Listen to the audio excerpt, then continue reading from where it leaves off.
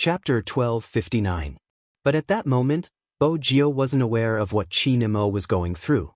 The fastest reinforcements would need at least 10 minutes to get here. 10 minutes. Chi Nemo suppressed the images countless times, but the emptiness in his chest was unbearable. No one noticed that his eyes had darkened. Even Kawang's attention was on Fan Jia. How is it? Master, don't worry, the engine room is functioning normally. That's good. Kawang smiled, continuing to lead them towards the lake. The poppies there were in full bloom and the latest product was produced. It was a type of candy that was even more addictive than ecstasy. Or rather, it was disguised as a candy. Prince's eyelids twitched when he saw this. Kawang seemed to enjoy his shock, tearing one of the candies apart. This is the perfect disguise, it will be easier to enter the country. The stationery is still a risk, but these fake candies are different. Besides, in the Chinese market, these are the most popular candies in the nightclubs. However, the checks are too strict and it isn't easy for some people to sell them. It would be best if the Rong family has the channels. At this moment, Prince felt extremely fortunate that they had contacted Kawang before the drug dealers. He was really vicious. In his mind, there wasn't anything he should or shouldn't do. What would happen if these things entered the supermarket by mistake? Children would definitely eat them. Prince couldn't imagine such a scene. Was Kawang trying to use drugs to control everyone's lives?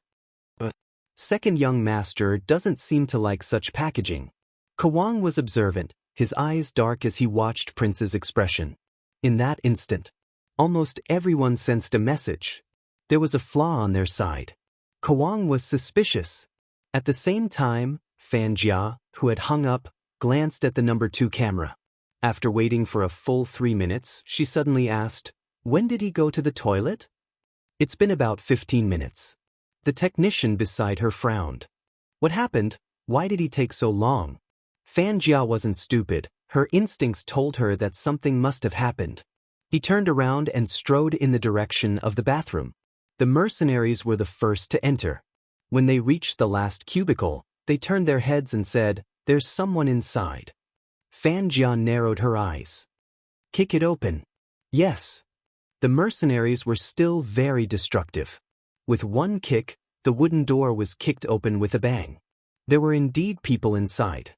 However, it was completely different from what they had imagined. A technician who had been knocked unconscious and a boy who had been stabbed in the head with a syringe.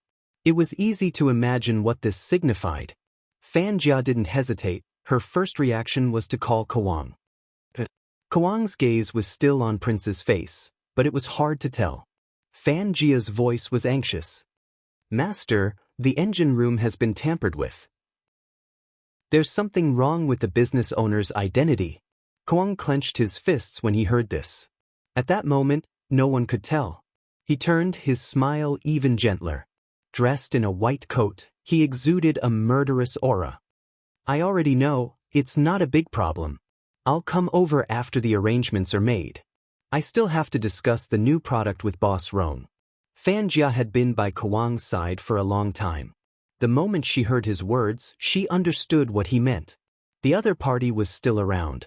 Her master knew about it, but he pretended to be oblivious. He wanted to lead them to a dead end and destroy them all. These people weren't afraid of death. They came in waves. They were smarter than before.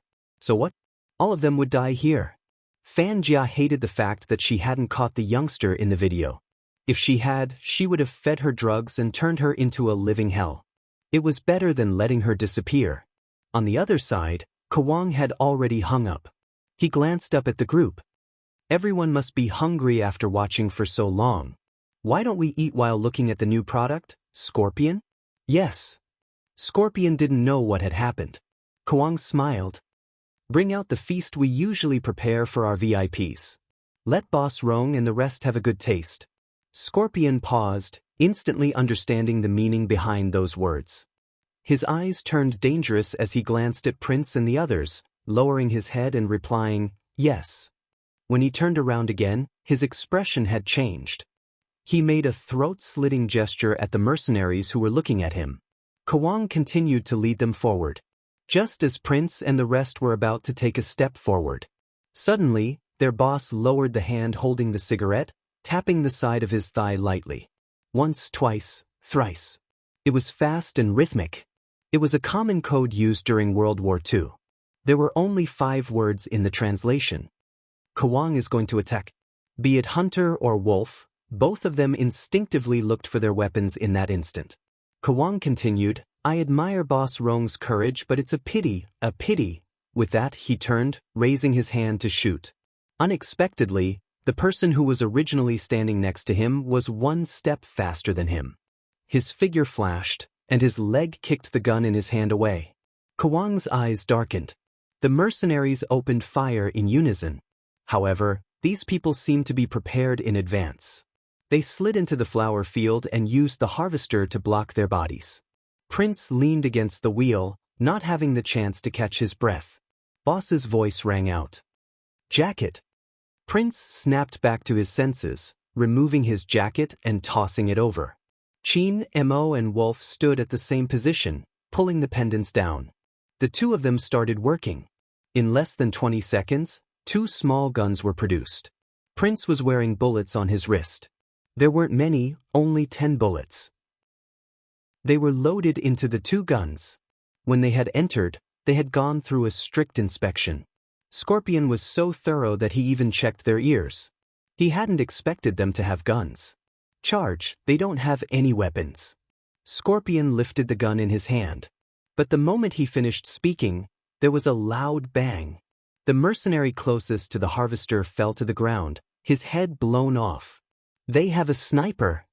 The mercenaries exchanged glances, wanting to scatter. But a second gunshot rang in the air. Another bullet pierced through his chest. Scorpion couldn't figure out where they had gotten their weapons from, until he saw the black leather jacket. He kicked the wooden bucket beside him. It was filled with poppies. How dare they trick him so brazenly? That second young master didn't like this kind of upstart clothing that was full of metal accessories. Instead, he liked to assemble those accessories together to form a gun. Scorpion hadn't thought of this. Firstly, Prince's image was too deep. Secondly, it was hard to guess Almighty Qin's tricks. That was why Scorpion had made a mistake in his work. He was able to react better. Everything that the other party had done was planned. Even disguising as someone was one of them. Very quickly, Scorpion realized that they weren't the same as the people they had met previously. Ah! Scorpion screamed, aiming his gun at the same spot. Who exactly are you? Qin Mo's gaze darkened. After the bullet brushed past his ear, he seemed to have woken up again. He lifted his head and said, Chinese soldiers. The words were like blood that flowed into his heart. This made Prince stand up abruptly.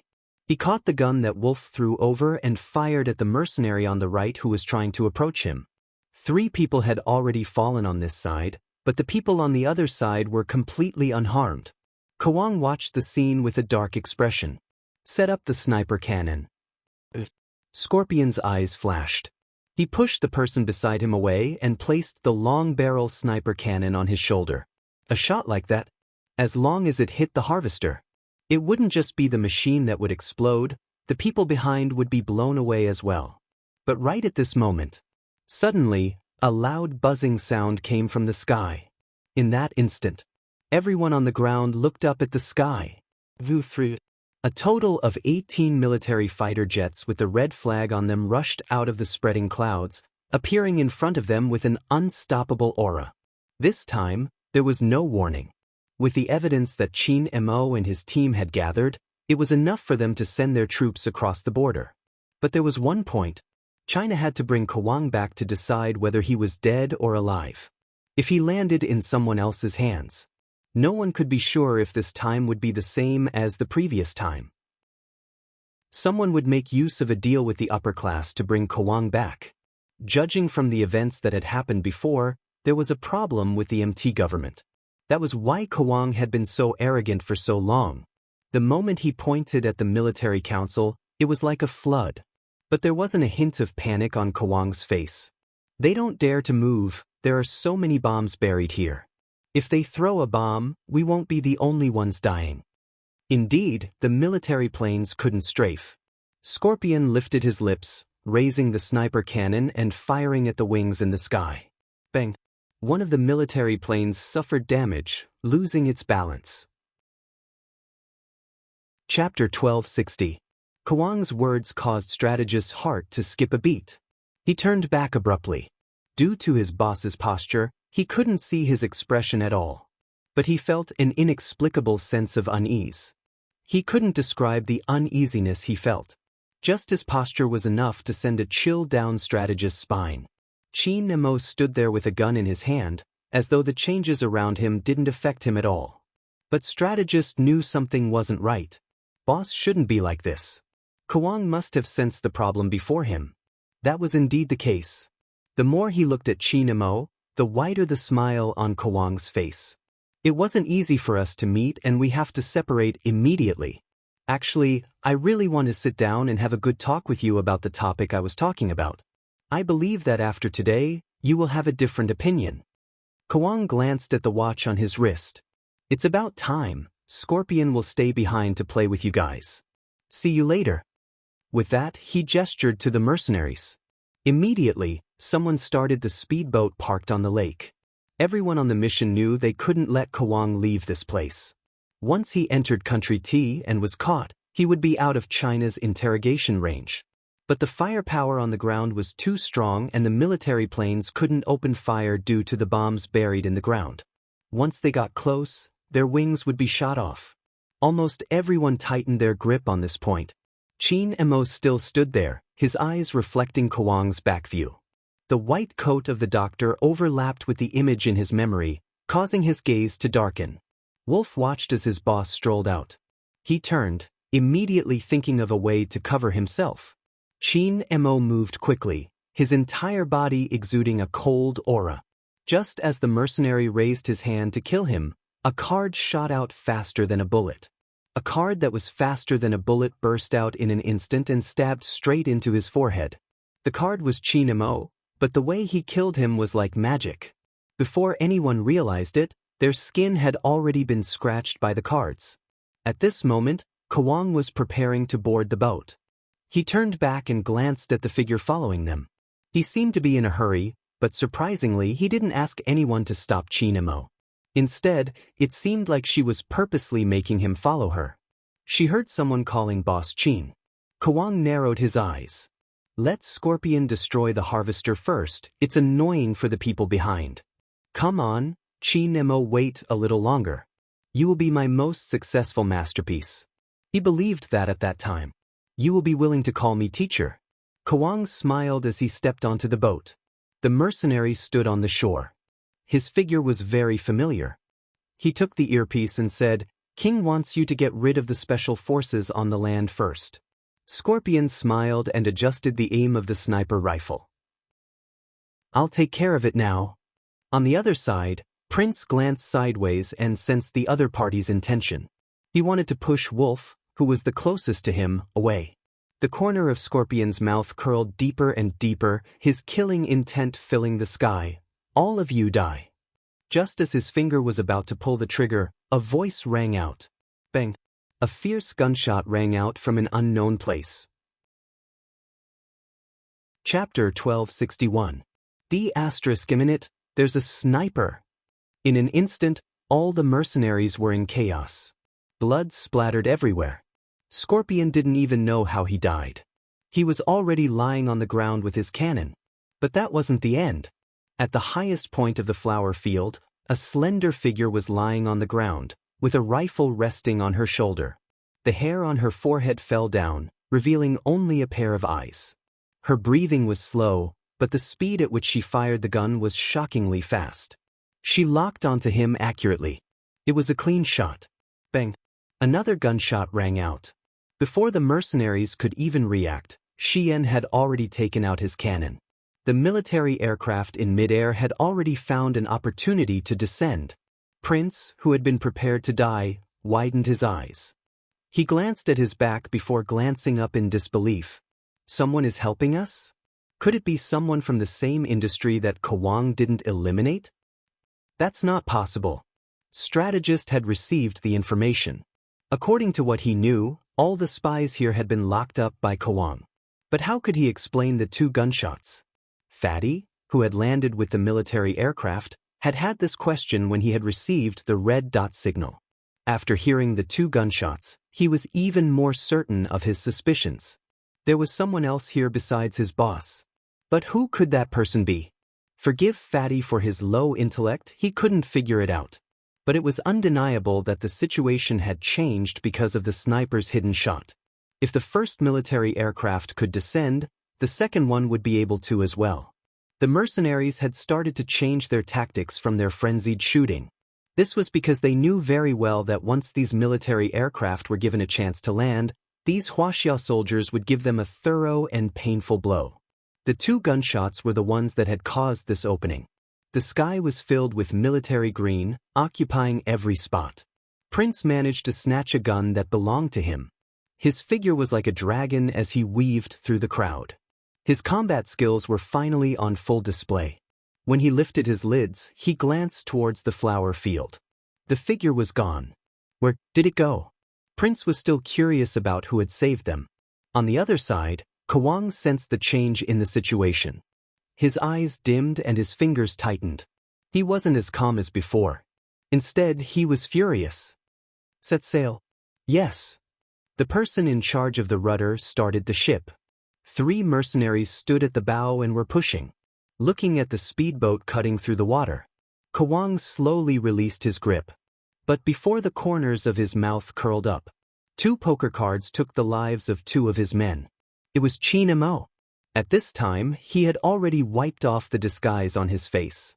Dressed in a black windbreaker, he looked like a demon from hell. Coupled with the flames behind him and the poker cards revolving around his palm, he gave off a dangerous aura that could destroy the heavens and extinguish the earth. The big mercenary obviously took a step back. The speedboat sped up. Qin Mo stepped on the corpses by the river and leaped onto the front of the boat. Kawang stood at the cabin. When he looked at the hair hanging down his forehead, he smiled deeply. Is it painful? Qin Mo, you are my student. In terms of psychological research, I won't lose to you. So stop struggling. Look at this lake, isn't it similar to the one you saw previously? Speaking of which, you can't protect the person you like because of your responsibilities. Do you still remember our lesson? Humans are selfish. If you aren't selfish, you won't be able to protect the person you want to protect. In this world, there will always be people who don't follow the bottom line. Do you want to know how I discovered the identity of your little lover? She was probably influenced by you. She actually wanted to save one of my believers. It's a pity that believer of mine doesn't care about anything as long as she can be noticed. It wasn't easy to choose her. Don't you people in China pay attention to small things? When I found out that she stood on the side of the plagiarist and didn't care about who was the original author, she even posted a long post to prove how smart she was, I locked onto her as my believer. As expected, as long as you give her a chance to stand in front of everyone, she will do anything, including betraying the person who thought she was bullied and wanted to protect her. That person is you, the one who tried so hard to sneak into the school to deal with me. It's a pity. From a certain perspective, I admire her. For example, the way she struggled to survive in the pond. This was a further hint. If Qin Mo was clear-headed, he would definitely know and eliminate it immediately. But no, Qin Mo wasn't clear-headed. In fact, the moment he saw the youngster in the video take the cup of water, his mental defenses were already starting to crumble. But at that moment, there was a belief that supported him. That belief was to complete the mission. Kawang would probably never understand. To a soldier in China, especially to someone like Qin Mo, what did belief mean? It meant that even if the hypnosis was activated, he wouldn't give up. Kawang could see the change in Qin Mo's emotions. The hand hanging by his side clenched tighter. The happier Kawang was. Now, the boat was a distance away from the riverbank. He believed that no one would be able to catch up to them. Similarly, he believed Qin Mo wouldn't attack him again, as long as he continued to guide this person who had completely lost his mind. Then, he would be able to use his sharpness. Kawang had waited for this day for a long time. He couldn't control his excitement at the thought of being able to use Qin Mo. It was obvious from Kawang's state. He tried hard to control his emotions, wanting to slow down his tone so that he could carry out the hypnosis better. Think about it, are those people worth saving? Other than making you lose the most important person in your life, what else did they bring you? Chin-mo, you can totally change your way of living. You are the chosen one, why did you have to choose such a difficult path? As long as you let go of the unnecessary perseverance in your heart, the person you love won't leave you.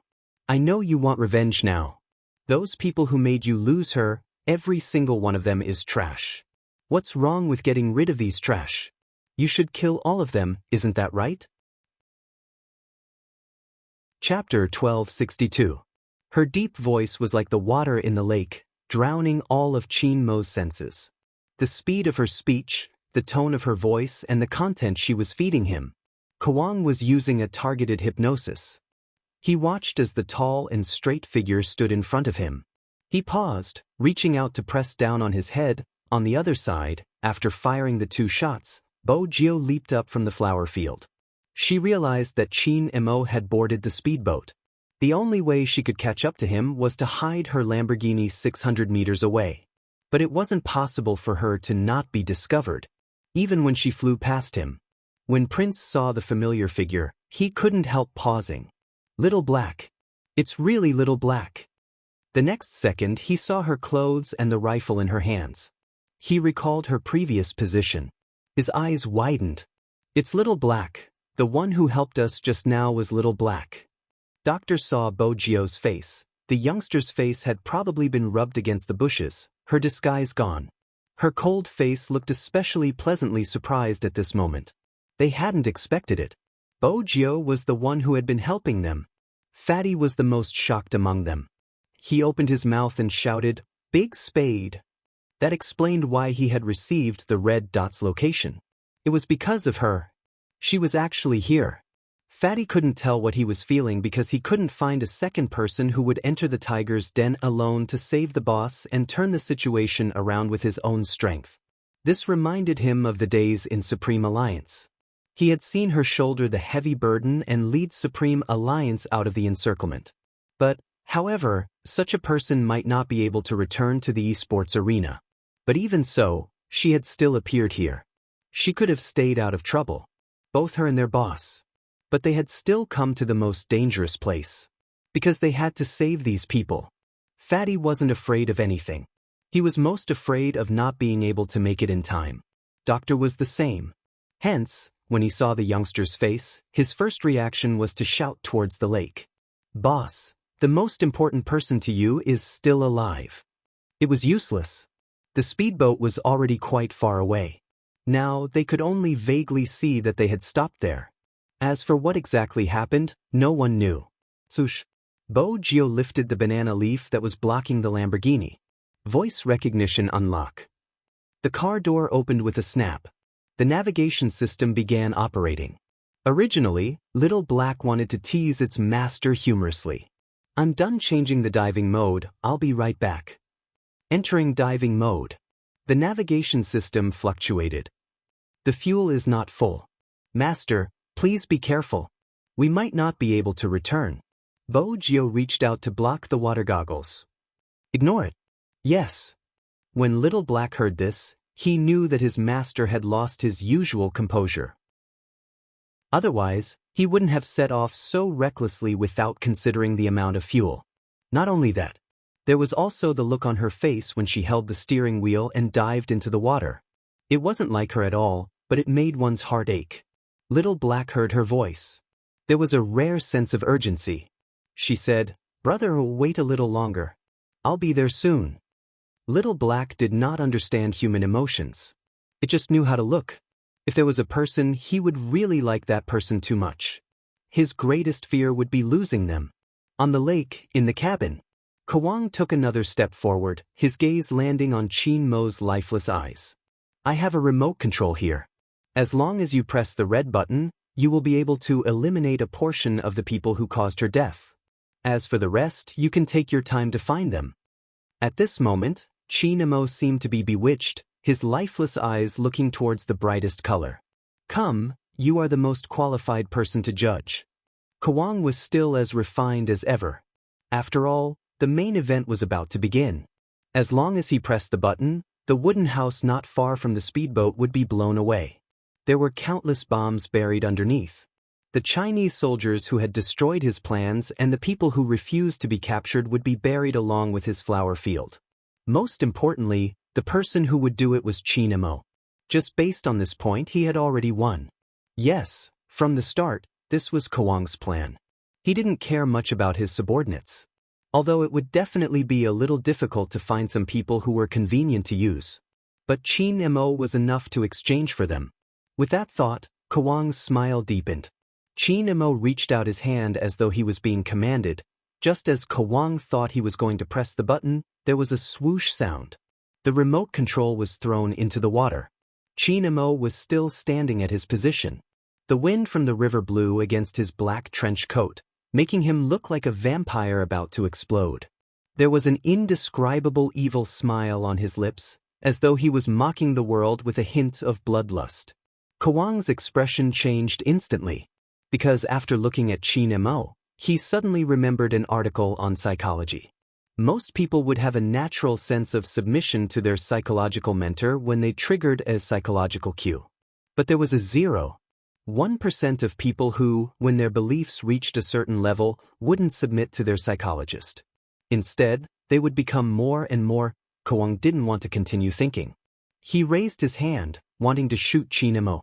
Since he couldn't tame someone, he should be killed right here and now. Qin Mo wouldn't give him the chance. In a flash, the poker card in his hand flew out again. This time, it was even more murderous than before.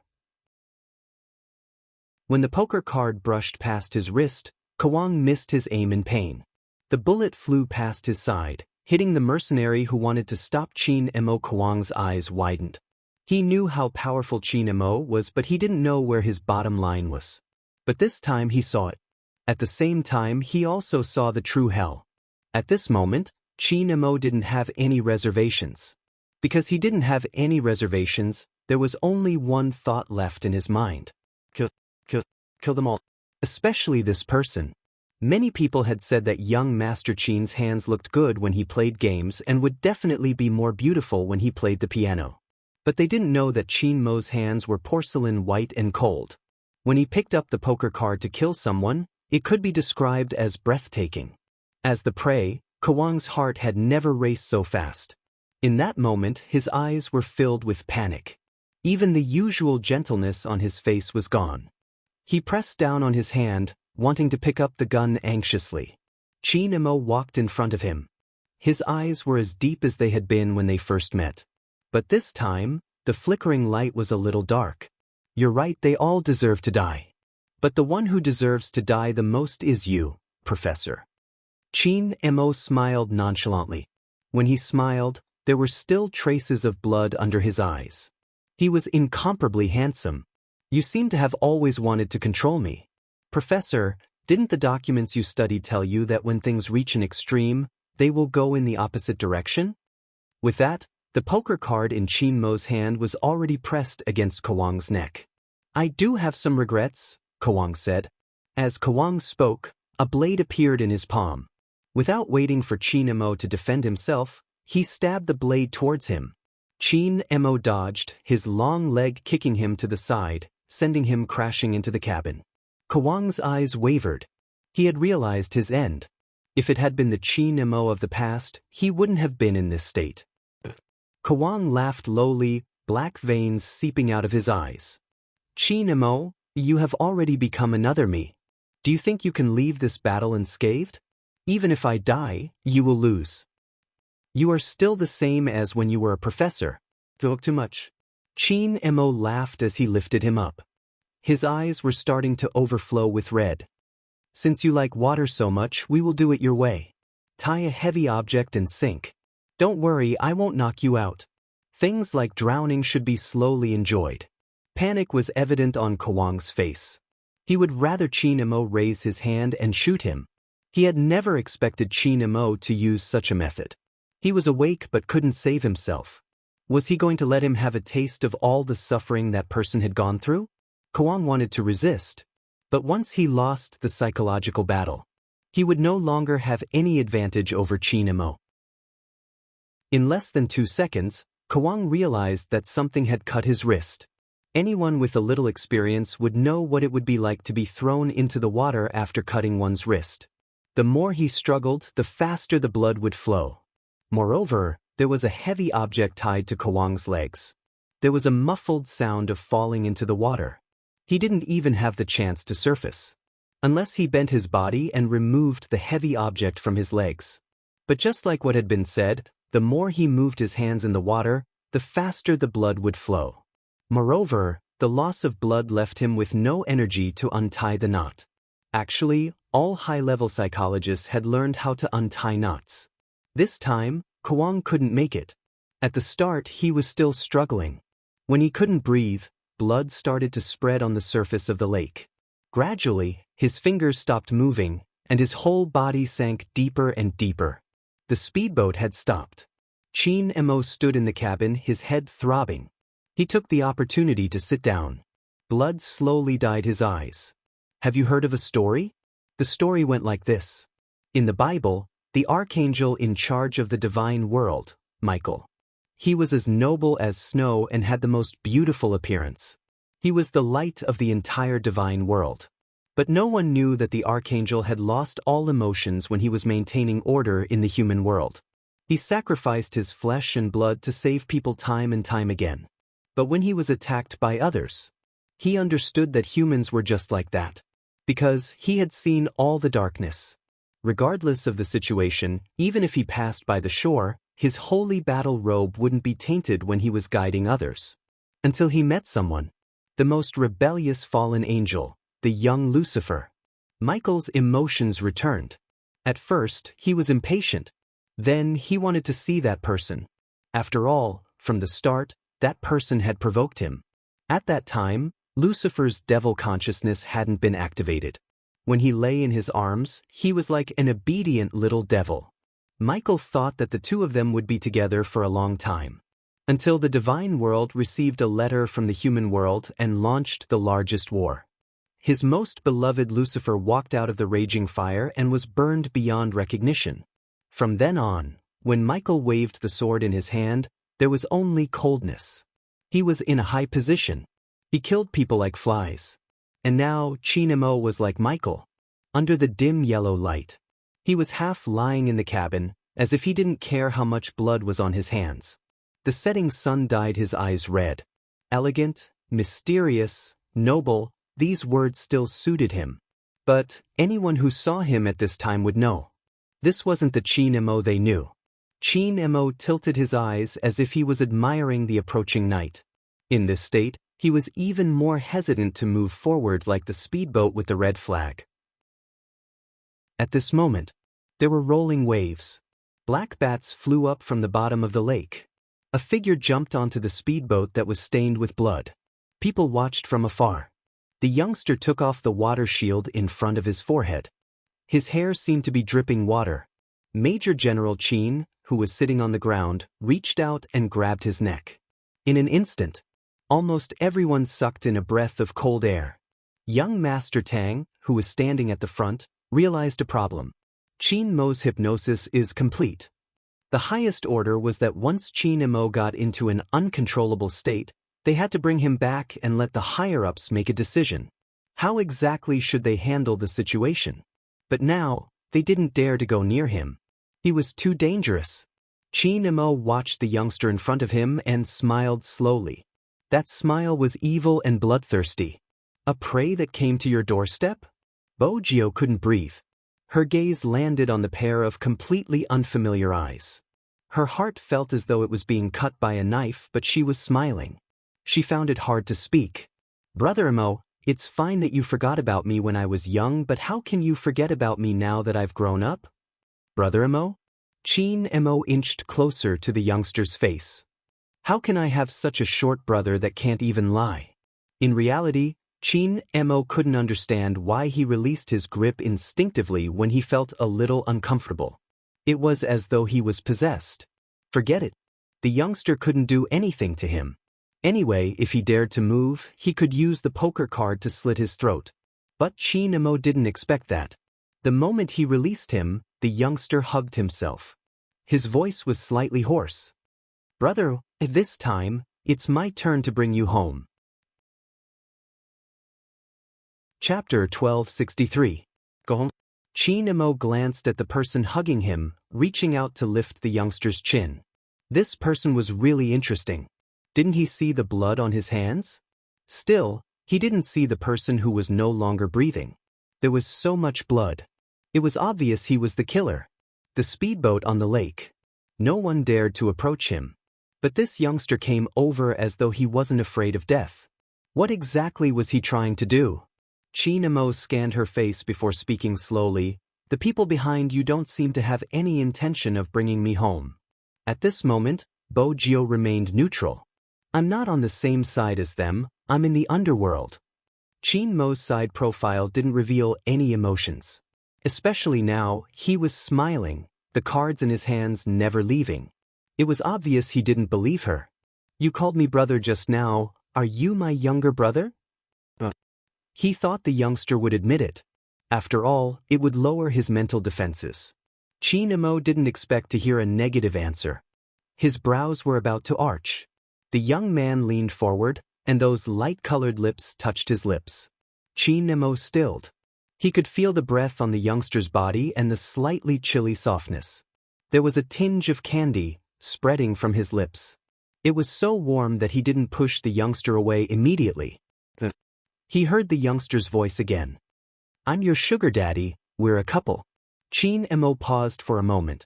Her gaze landed on the young man's slightly upturned lips, and she reached out to press his head down. She tilted her body slightly, and her breath blew into the young man's ear. You mean, not only did I fall in love with a boy, but I'm also being kept by this boy? Brother Imo, Bo-Gyo smiled, not denying his words.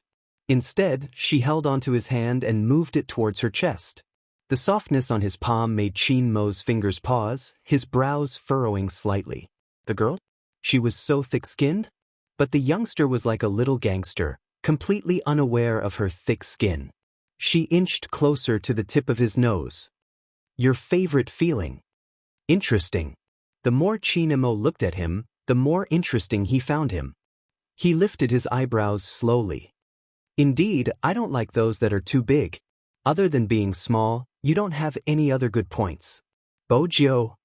Why didn't the Almighty forget his venomous tongue even after turning dark? However, when it comes to inspecting goods, I still need to do this to know if it's to my liking. Chi-Nemo reached out and pulled Bo-Gyo into his arms. Under the cover of the black trench coat, his hand had already reached under her clothes. It was hard not to like her waistline. It was smooth, porcelain white, and delicate, just like a piece of top-grade jade. The moment they touched, Chi-Nemo fell in love with the feeling. His eyes darkened as if he hated the influence this person had on him. Without changing his expression, he reached out and pushed the young man to a safe place. What is it? Bo-Gyo blushed. Her ears were burning from the kiss. When Chi-Nemo saw this, he smiled, his eyes filled with danger. Since you are my sugar daddy, shouldn't you be the one to distract the speedboats on the lake? Bo-Gyo sensed his resistance towards the military uniform. And in those deep eyes, there was a vicious aura that constantly floated out. It was a completely different emotion. But even so, he was still him. What is it? Chi-Nemo tucked her hair behind her ear and smiled slowly. You don't agree? You said we are lovers, but you can't even do this? Bo-Gyo looked at him, her eyes clear and intelligent. If that's what you want, I can do it. With that, she turned. She met the eyes of the person standing at the front of the boat without giving any orders. Before Bo-Gyo could speak, a voice came from the other side. Chi-Nemo has to go back with us. Someone will handle the rest. This was a direct rejection of everything Bo-Gyo wanted to say. Since that was the case, young Master Tang, you should know that I won't hand him over to the military in his current state. Bo-Gyo knew that even if she returned with them, the Almighty would receive proper arrangements. But psychologically, or perhaps, the outcome would be the same as before. Chi-Nemo wasn't suited to have a military rank anymore. Out of consideration for everyone's safety, they would allow him to return to Jiang City. He had done so many things. He didn't hesitate to give up his favorite esports. He allowed himself to fall into such a predicament once again. In the end, he could only receive such treatment, because he was no longer the Qin Mo of the past. The military wasn't wrong. He was too dangerous now. If Kawang could hypnotize someone in a short period of time. But now, he had all the abilities to control people's hearts. Anti-reconnaissance, combat ability, long-range sniping, even the basic reactions of his body. He was incomparably familiar with the military's tactics. Once he turned dark, the military would definitely be wary of him. Other than herself, Bo Jio didn't trust anyone else. She was afraid. Afraid that they would treat him as a psychopath like Kawang and raise him in a place where he wouldn't have to worry about food or clothing but wouldn't be able to escape. That wasn't her pet. Her pet had been a little prince since he was young. Arrogant, disdainful, and righteous. He was the most suitable person to be a god. He should have been spotless. How could she allow them to treat him like a virus and isolate him, regardless of the method? I want to bring him away. Bo Jio looked at the figure and smiled slowly. If we can't resolve this peacefully, I have other methods. I believe young Master Tang wouldn't want to be my enemy. The figure didn't move, his tone calm. Z, have you ever thought about the consequences of bringing him away? The military will put you on the wanted list, but that isn't important. More importantly, are you sure he doesn't have any ulterior motives? You should be aware of the danger he is in now. Perhaps, the moment you bring him away, he will control you to do whatever he wants. Qin Mo smiled. He hadn't expected such a smart person to be in front of him. It seemed like his plan wasn't going to succeed. I can bear any consequences. I've said it before, this time, it's my turn to bring him home. Qin Mo trembled when he heard this. He looked at the youngster very slowly. There were other thoughts in his bottomless eyes. This meant that this youngster had known about his plan. That was why she had said, "If that's what you want, you can have it." She had clearly sensed that he was up to no good. She had to agree to his request. Chapter 1264. Bo Jio didn't notice the change in the gaze of the person beside her. Even Qin Mo didn't notice the coldness in his eyes. There was a tinge of interest and gentleness in them. The rays of the evening sun shone into the deep lake. It was deep and unfathomable. Besides young Master Tang, there was someone else in charge. His stance was firm. Qin Mo must be brought back. Young Master Tang remained silent. Bo Jio laughed, blowing her hair into the air. There was a hint of mischief in her voice. Then we can only fall out. Who is he? How dare he speak to me in such a tone? Young Master Tang glanced at the person beside him, smiled, and took a step back. What he meant was, since you want to interfere, then you can. Of course, Bo Jio noticed his actions.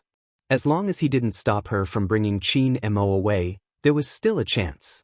It was obvious that the commander beside young Master Tang didn't know who he was dealing with. He was about to warn him again when the youngster in the middle of the speedboat suddenly shouted, "Little Blackie!" Whoosh! The ripples on the surface of the lake made it impossible for people to see what was happening in front of them. Qin Mo raised his eyebrows, but before he could do anything, the youngster had already grabbed his wrist. With the other hand, he slid open the silver electronic lighter. With a smile on his face, he threw it towards the speedboat's fuel tank. Then she pulled him and charged towards the other side. There was a loud bang. The back of the speedboat burst into flames. Sparks filled the sky. In an instant, the surrounding speedboats couldn't get close. It was a beautiful scene. The setting sun mixed with red. As expected of Z. It was a beautiful escape technique. If it had been by her side, Qin Mo might have been able to control himself.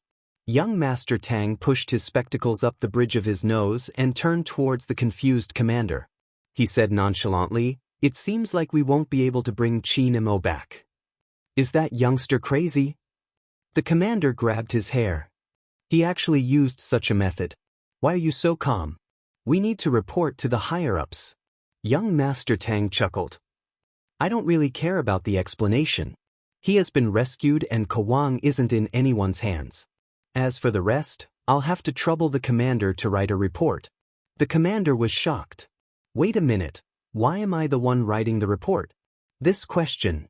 Young Master Tang reached out and patted his shoulder. Commander, you can think about it. The more the commander thought about it, the more depressed he became. It's all that kid's fault. Does he know how many dangerous people he took away? It's a pity. If it weren't for the kid you mentioned, it would have been very difficult for us to find the exact location of this place. Young Master Tang turned around, his eyes indifferent. But it was obvious that there was already a chill inside. The commander opened his mouth, but no words came out. Firstly, that kind of gaze was too horrifying. Secondly, he had never expected the other party to be an important helper in their breakthrough to Kawang. The raging fire on the lake had already melted into the setting sun. Water was her natural enemy. She wasn't a good swimmer, and she couldn't breathe. Before she reached the surface of the Lamborghini, her hands started to lose strength. But before she could slide down, someone grabbed her left hand and lifted her up forcefully. The next moment, cold lips and the smell of tobacco seeped into her nose. Bo Jio's eyes flickered. Just when she realized what he had done to her, Chi Nemo let go of her hand. Little Blackie activated his diving mode and sighed. Little Black started diving and sighed. Master, it was really dangerous. I thought you were going to die. I didn't even feel your body temperature just now. Bo Jio panted heavily, tilting her head to look at Chi Nemo, who was also drenched. His thin lips were wet, and he was overly handsome. In addition, there was a faint smile on his lips. Bo Jio caressed the bridge of her nose. Actually, she could have used a little more air. She wouldn't have minded. As though he had seen through her thoughts, his handsome face inched closer, smiling like a devil. You seem to want more? Before Bo Jio could reply, Little Blackie exclaimed when he recognized Chi Nemo's voice. Devil! Devil? Chi Nemo arched a brow at the rearview mirror. Are you calling me? Little Blackie trembled under his gaze.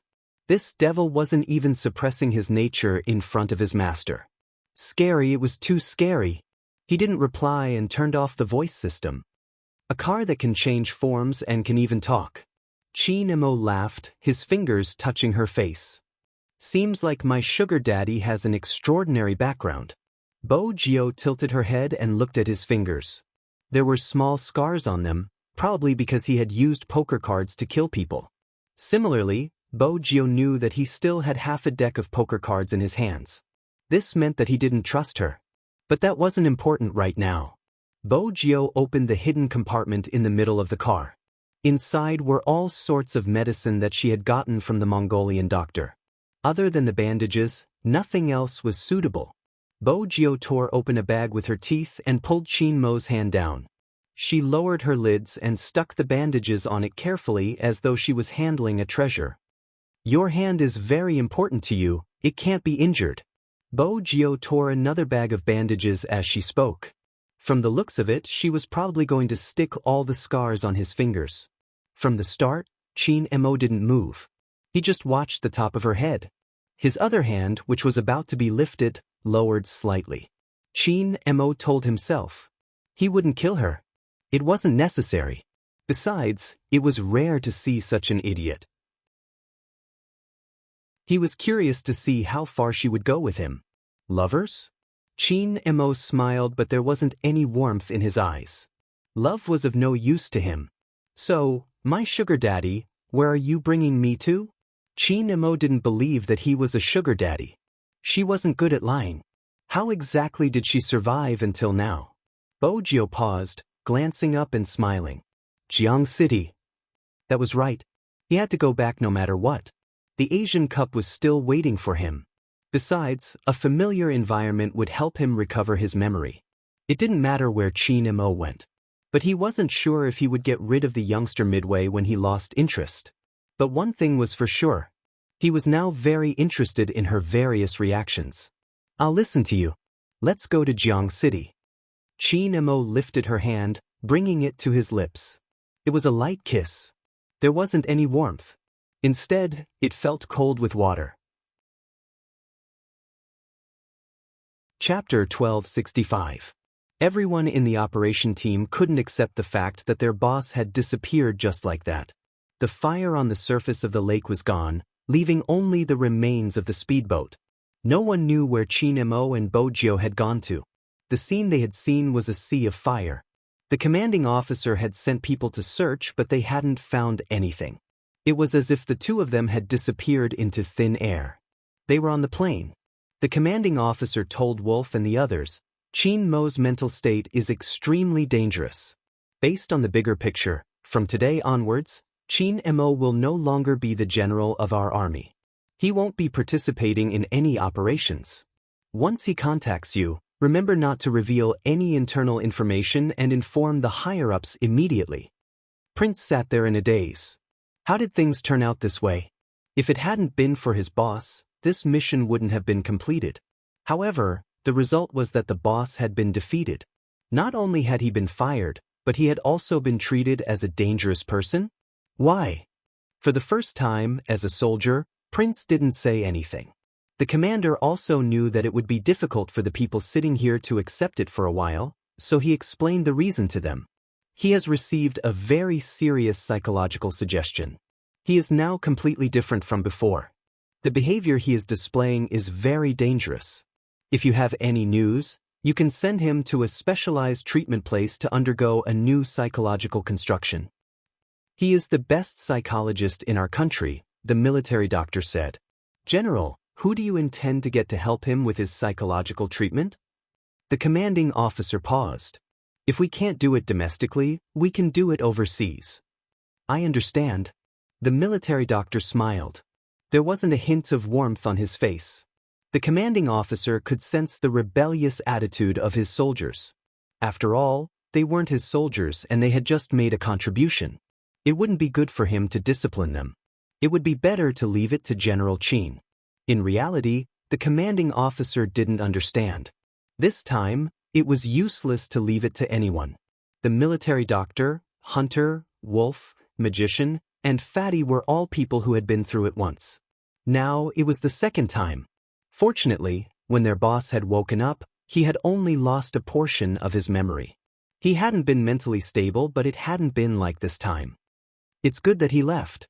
The military doctor suddenly spoke after a moment of silence. If our boss is with that person, it would be much better than him being sent to a treatment center. A person like boss.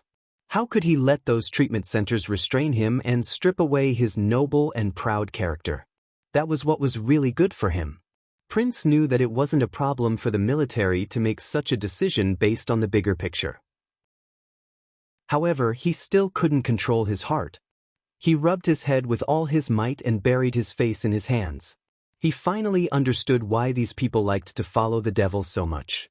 A few times, if it wasn't for boss's presence, they had been exposed long ago. No matter what that person encountered, he still wanted to complete the mission. However, he had saved so many people. But no one knew. In the end, he was even abandoned. At the thought of this, Prince ruffled his hair a few more times. Even if boss contacts me, I won't tell anyone his location. Fatty opened his mouth and said loudly, as long as he doesn't kill anyone, no matter what he becomes, he will always be my captain. He will always be you. Of course, the commander heard this. He frowned and turned around, wanting to pay attention to his own words. The others were also looking at him, their eyes filled with stubbornness and determination. The commander had no choice but to submit a written report to the higher-ups. The plane flew higher and higher. Everyone who was rescued was properly placed in the cabin. The signal shielding tower was broken in the middle. As for the flower fields, they were burnt to a crisp. Kuang's forces had disappeared and he had sunk to the bottom of the lake. When the local farmers heard the news, they were filled with an indescribable joy. No one was willing to plant such things and no one wanted their child to be raised as a devil. The value of this operation couldn't be measured. It was so significant that it could reduce 80% of the drug trade at the border of China. Within 3 years, no one would dare to offend the border. They weren't just saving people, they were raising the prestige of the country. However, there was a small mistake at the end of the operation. During the firefight, Fan Jia hadn't appeared because she was at the engine room. When she saw the military plane appear in the sky, she knew it was a huge crisis. Hence, she didn't appear. She changed into a farmer's uniform and returned to the village with a group of locals. When she saw the large number of planes leaving, her lowered eyes were filled with venom. It was that person who had spoiled their plan again. Fanjia hadn't expected Z to be that person. Everything was clear now. She was like a ghost that wouldn't go away. She would be able to find them no matter where they went. She was just one step away. Qin and Mo would have been on their side completely. Fanjia knew the hypnosis was completed. If she had dragged on for another 10 minutes, Qin and Mo would have been used by her master. By then, they would be together. In order to keep Qin and Mo, her master would definitely make her pretend to be his girlfriend, just like in the past. But all of this had been destroyed by that person. But it didn't matter. The day before, when her master had this plan, he had already told her the code. As long as she found them there, she would be able to snatch Qin and Mo back. After the hypnosis was activated, would Z still think that he would be the same as before? In this world, she was the only one who knew what that person wanted the most right now. Report. Speak. We haven't found a person called Fanjia. Young Master Tang sat in the jeep. He paused while he was adjusting his sleeves, his gaze dimming. Tell Z that the person who impersonated her has escaped. Yes. A gust of wind blew. The sky was dyed black. She tried to send a message but realized that the communication signal had been cut. Fanjia didn't catch it. This was a mistake in the mission. Although, this person was far from Kawang. But the more she was like this, the more careful she had to be. She was Kawang's student and to a certain extent, she definitely knew psychology. Her abilities might not be outstanding, but there were many times when the thoughts in the dark were more difficult to deal with. There were too many people who used love as an excuse to harm others. They hid behind the internet and became thieves. There were too many of such people. There were so many that Fanjia could make use of them. Otherwise, the incident in Jiang City wouldn't have happened. Not being able to contact Z was indeed troublesome. From his perspective, the scene just now was just a case of a cicada escaping its shell. That was indeed the case. However, Bo Jio met with a small problem. Even though the scene of you being intimate is beautiful, I have to remind you that there's only 5% of the fuel left. Little Blackie felt that it was too hard for him to be a car. Because the moment he said that, the devil turned towards him. His gaze seemed to be saying that he was redundant. His gaze seemed to be saying that he was redundant. Little Blackie shook his rearview mirror. Didn't his master realize that the devil's presence was stronger than before? Especially that seemingly non-existent evil aura. After Bo Jio helped Qin and Mo bandage his finger, she placed one hand on the seat and moved to the front. The fuel indicator kept flashing and the smart screen started to become unstable. She moved her finger a few times on it. How long can it last? 20 minutes. After 20 minutes, I will become a pile of scrap metal. Little Blackie felt that life was hopeless. He was afraid that he would be the first sports car to drown. 20 minutes wasn't enough to reach anywhere. Since she couldn't leave, she might as well find the nearest place to rest. Bo Jio's thoughts changed. She switched from automatic mode to manual mode and rushed towards the shore. Prepare to change form. Land form is in place. There was a loud splash. The moment the water bird soared into the sky, the black Lamborghini jumped out of its slumber. The water flowed over the glass, and the sound of splashing water made the surroundings livelier. But Bo Jio didn't stop. This was mostly an uninhabited area. But if she remembered correctly, there was a transfer station not far in the middle. It used to be used by the military and had long been abandoned. She could go there to get some fuel. Activate navigation. Bo Jio turned the back of the car as she spoke. Her actions were very suave. The car was fast but stable. Moreover, the temperature in the car was moderate. Qin and Mo sat in the back seat, deep in thought. His eyes darkened with the night sky. The water on his body hadn't dried yet. His lips were burning. Qin and Mo frowned. He probably knew what was wrong with him. Actually, his body temperature had been high from the start. But he had been in the water and he couldn't show any weakness at this moment. Even if he was an idiot. But no one really knew what she was thinking. Qin and Mo closed his eyes, intending to take a break. He didn't expect the person who was driving to stop the car. His body was half suspended, and he reached out a hand to place his palm on Chin Mo's forehead. It wasn't an illusion, you have a fever. The coldness on his forehead made Chin Mo feel much better, but he didn't admit it. Instead, he smiled. It's just that my body temperature is slightly high. Bo Jio looked into his eyes. She leaned forward and tore his clothes. Chin Mo arched a brow. I didn't expect my sugar daddy to be so proactive. Bo Jio didn't reply. She tore his shirt and threw it out of the car window. There wasn't anyone here anyway. Without his shirt to cover him, Chin Mo's entire body was exuding a devilish aura. Do you need my help? Chin Mo held her hand. Bo Jio glanced down. I don't really need it, I just removed my clothes.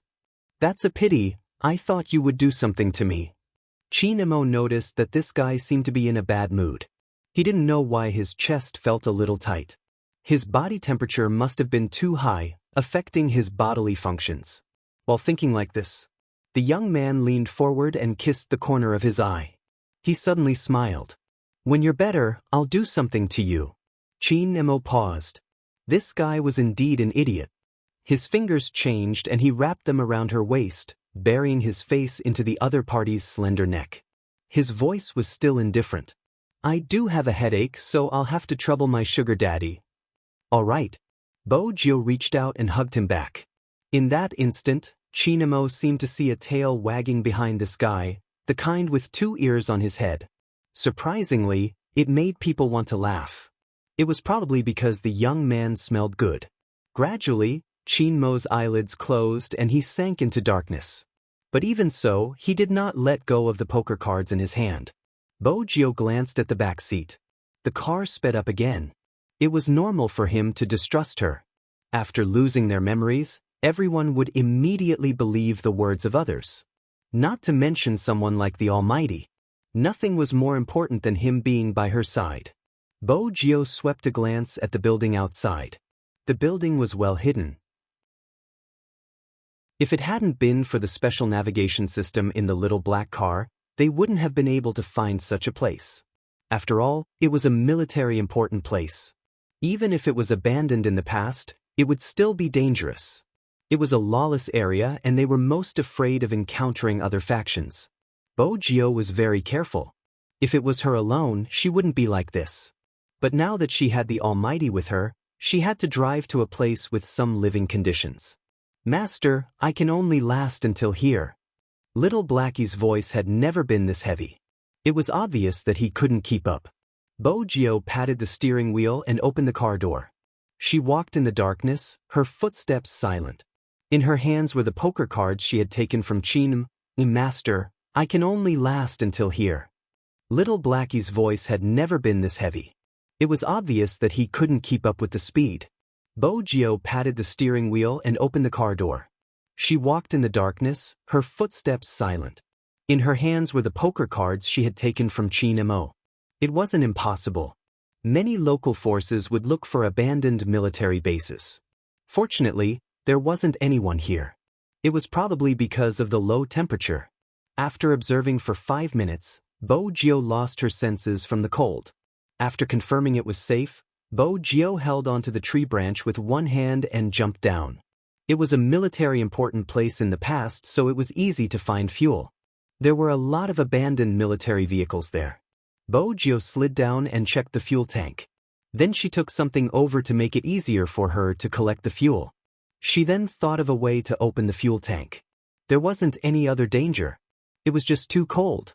Bo Jio started shivering when she got the fuel. When she reached the Lamborghini, her lips turned pale. Fortunately, there was a heater in the car. Once the fuel tank was full, the smart system automatically adjusted the temperature to the highest. At this moment, Bo Jio felt her fingers go numb. She shook them and felt better. She wanted to test the Almighty's temperature again. Chapter 1266. In the meantime, Bo Jio connected to the internet. First, she used the navigation system to search for news in the country. Fortunately, it was a confidential mission. Hence, the Almighty's situation wasn't reported. Even the details of the mission were still classified as an S-grade secret. No one knew what had happened. But deep down, Bo Gio knew that the Almighty's family was different. With his current predicament, his family would definitely receive news. Many people assumed that. Once Chin Mo received news, he would definitely contact the operation team. They hadn't expected this. The first person to receive Chin Mo's message was Movie Queen. The call was from Bo Gio. It was snowing heavily overseas. When Movie Queen received the call, she was on her way to the airport.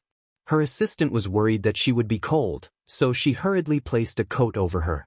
Everyone knew that Movie Queen wasn't in her best condition that day. Hence, she hadn't been filming.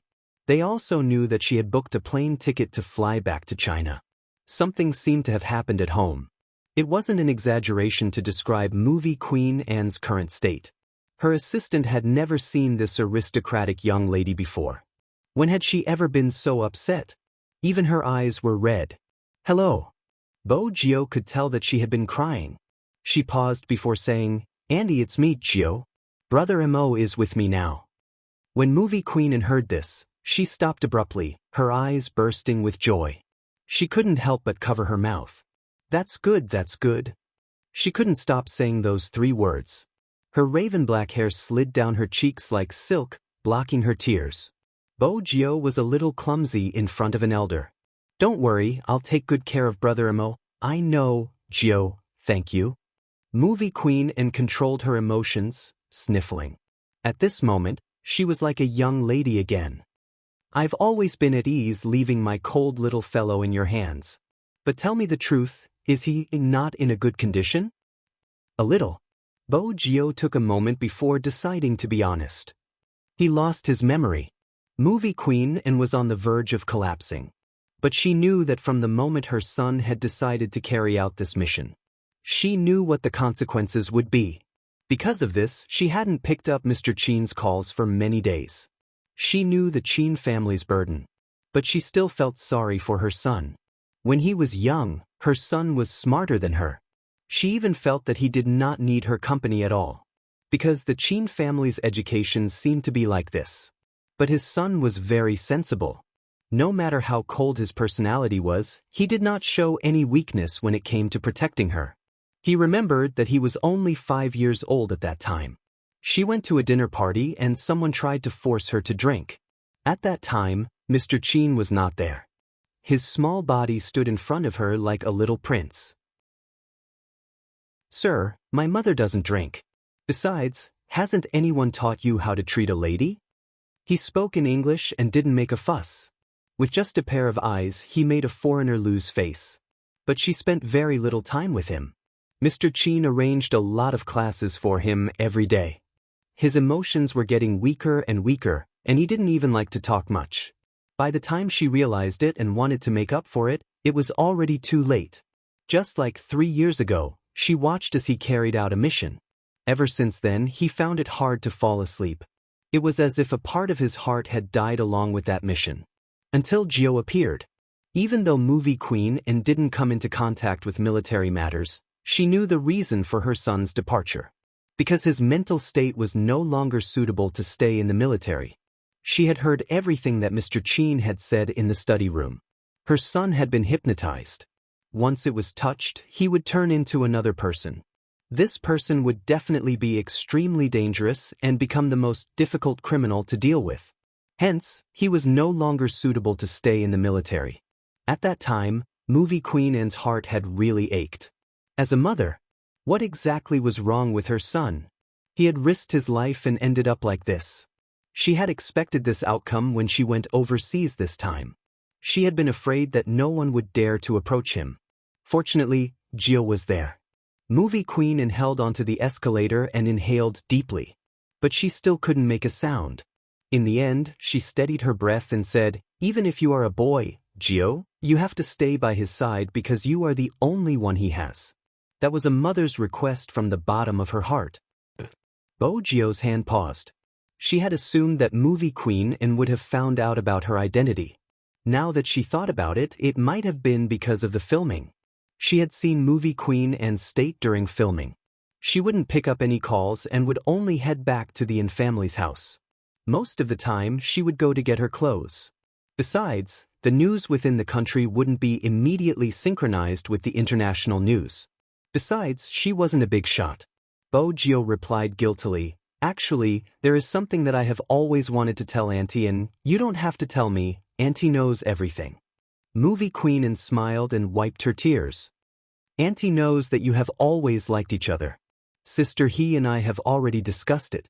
Once you enter university, the two of you will head to Switzerland to register your marriage. As for the child, you can get a surrogate.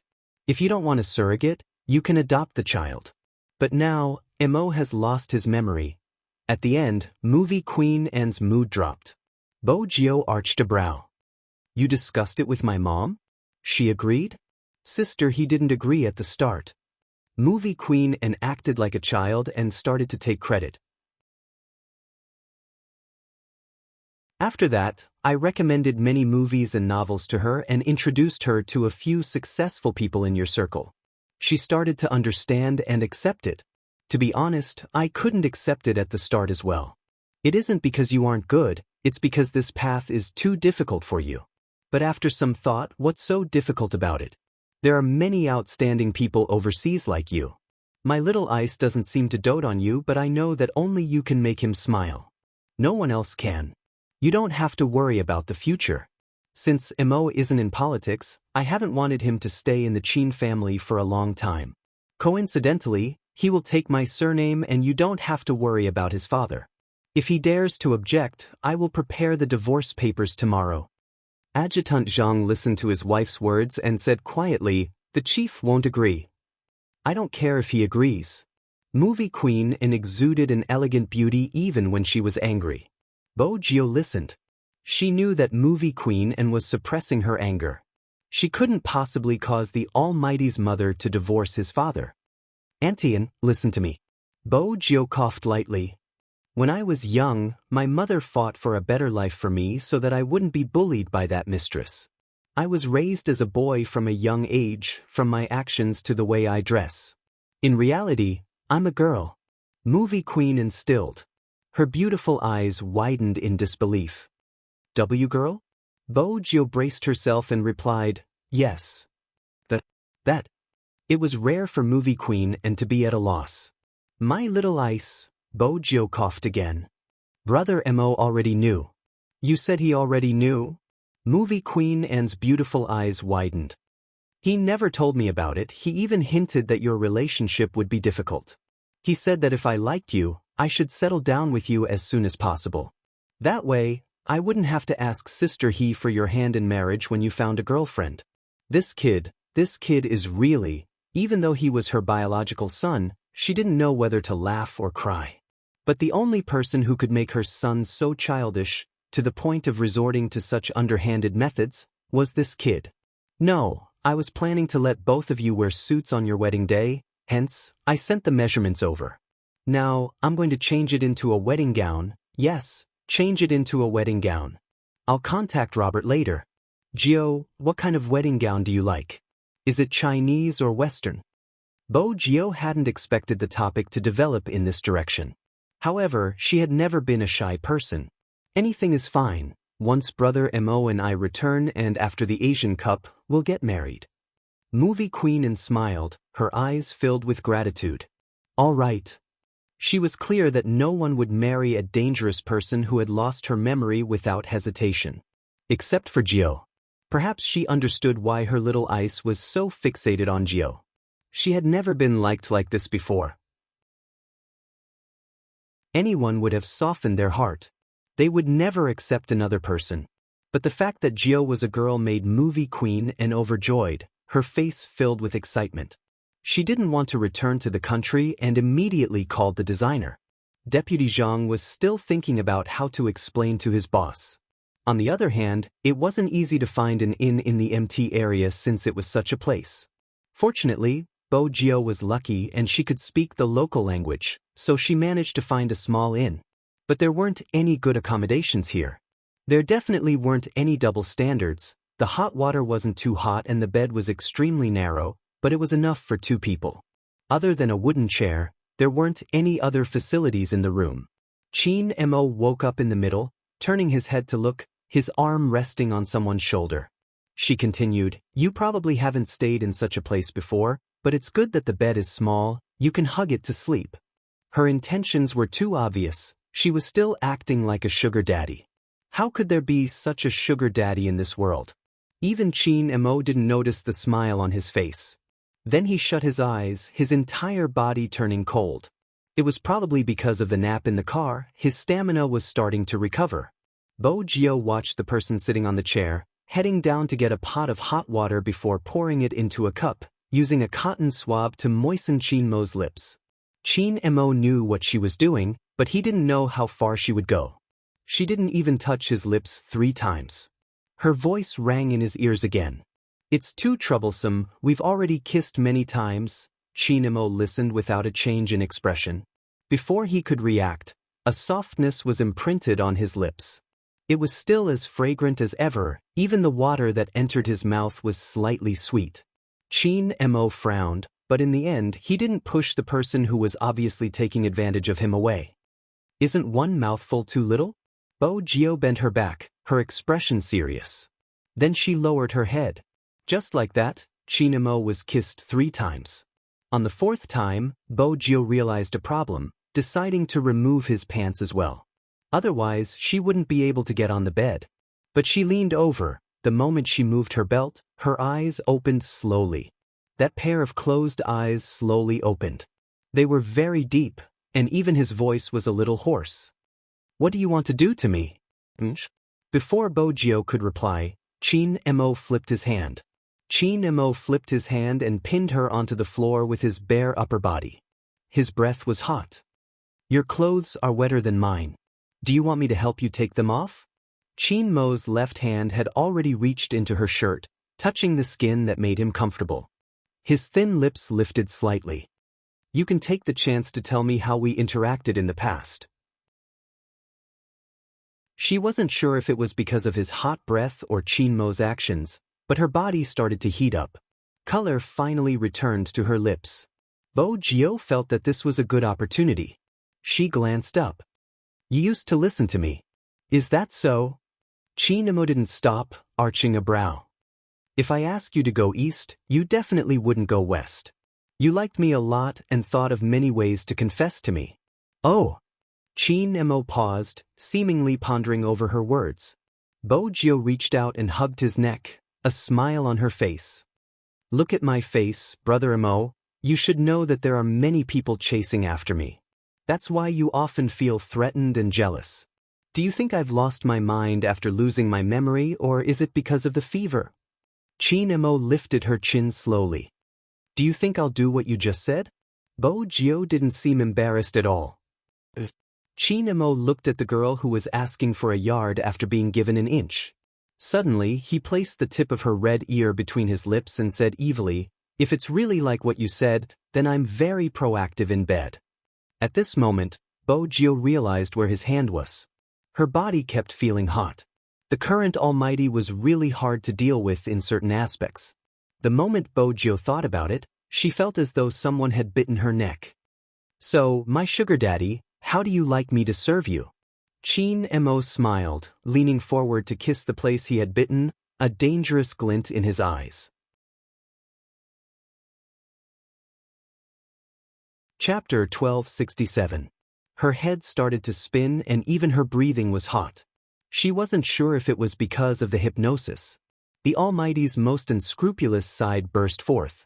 Even the way he kissed had changed a lot. It was evil and cold. Indeed, it was unstoppable. The numbness from her neck didn't allow her time to think. The slight itch was accompanied by a slight pain. It felt as though she was being embraced by a vampire. It was written in a book. The moment he kissed my neck, everything seemed to disappear. Only that wonderful comfort was left, making her drown in it. She could smell the scent on his body, the sweetness that made her sink deeper. You will never forget the scenery you saw at that time. It was like a falling meteor, her entire body yearning for more. Bo Jio reached out and hugged Chin Mo.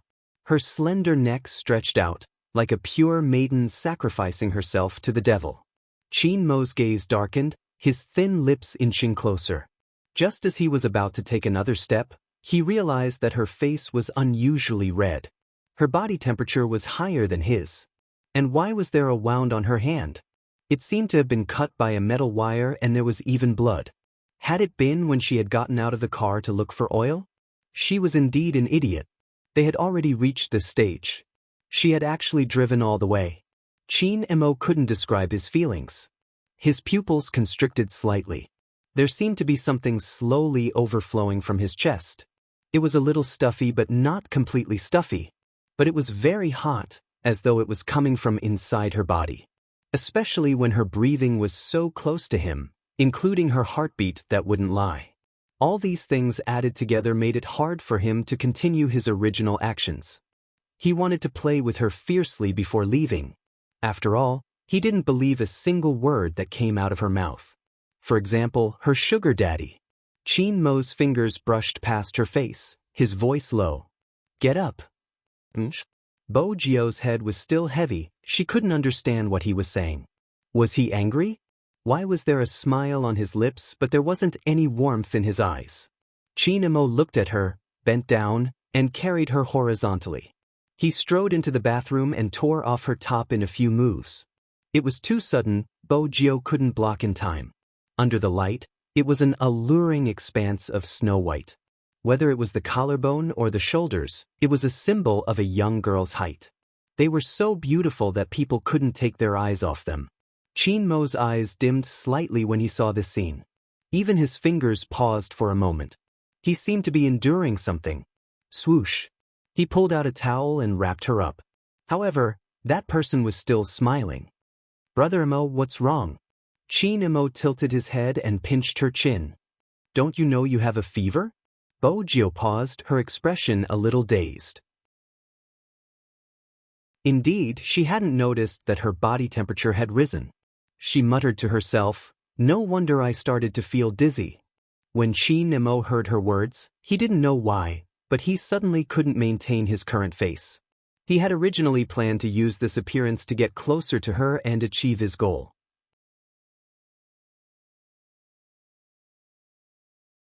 Chapter 1268.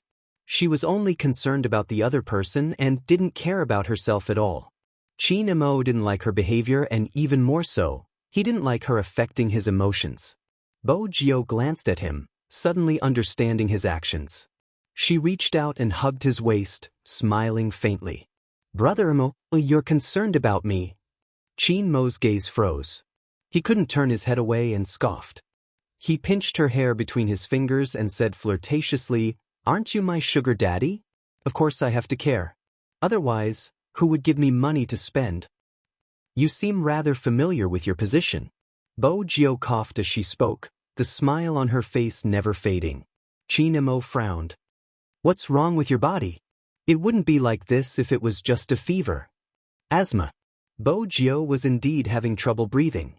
Chin Mo watched her, an inexplicable sense of irritation in his chest. Regardless of his motive for being by her side. He didn't like to see his plaything in such a state. You can't breathe? A little. It wasn't too serious. Bo Jio was aware of her body condition. Chin Mo held onto her waist, lifting her upwards.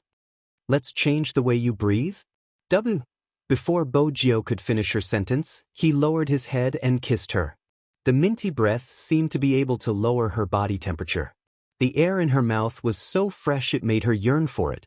Kissing was an addictive thing, especially when it was with the Almighty. Her breathing wasn't unbearable anymore. Just a little more and he would kiss her again, his fingers caressing her ears. Gently, as though he was treating a pet. Her heart was beating erratically. That seemed to be the most beautiful part. When the kiss ended, he pressed his forehead against hers, his breathing unstable, his gaze deep. It's sweet and satisfying. What did he mean by sweet and satisfying? In the past, the Almighty would never say that. Bo Jio's face heated up, the discomfort from her illness alleviated. But at this moment, she realized she was completely naked. Even though she was wrapped in a fur-colored bath towel, it was just a thin layer. It wasn't useful at all. The Almighty's chest was right in front of her. The lines were clear, as if they had been carved out. When he stood up, the mermaid lines were even more obvious. But his hands just hugged her, his fingers caressing her softness, and his eyes were filled with vampire-like wickedness. Yes, and very smooth. The numbness brought about by the skin contact made her legs lose some of their original strength. In the past, Bo Jio had never known that getting close to someone like this would be unbearable. But now that she was in his arms, just by looking at her, her heart would beat very fast, and every movement would cause a wave of numbness. Because this was none other than her pet. You used to call me an idiot when we were young. Chin Mo arched a brow. Oh, Bo Jio replied, at that time, I really wanted to buy you. I even smashed the piggy bank that I had saved for a long time just to get my hands on you. I even asked you how much a kilo was worth. Chin Mo smirked. Are you an idiot? Do you think people are sold by weight? When Bo Jio heard this, she paused, breaking into a smile. The exquisite little boy in her memory frowned like a prince. Little Bo Jio, are you an idiot? Do you think people are sold by weight?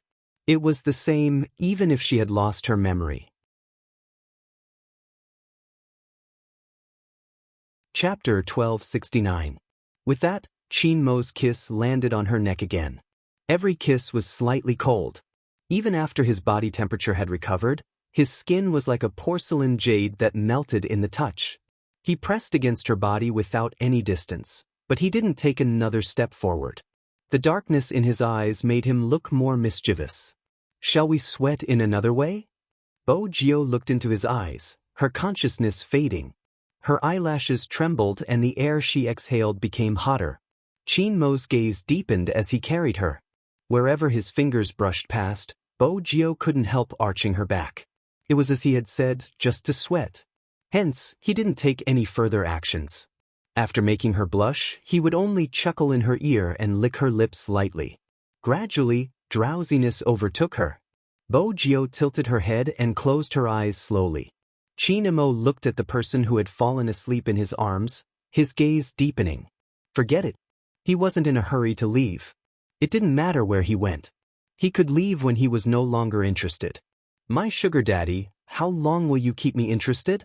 Chin Mo laughed, his fingers still playing with the youngster's black hair, his lips curving into a devilish smile.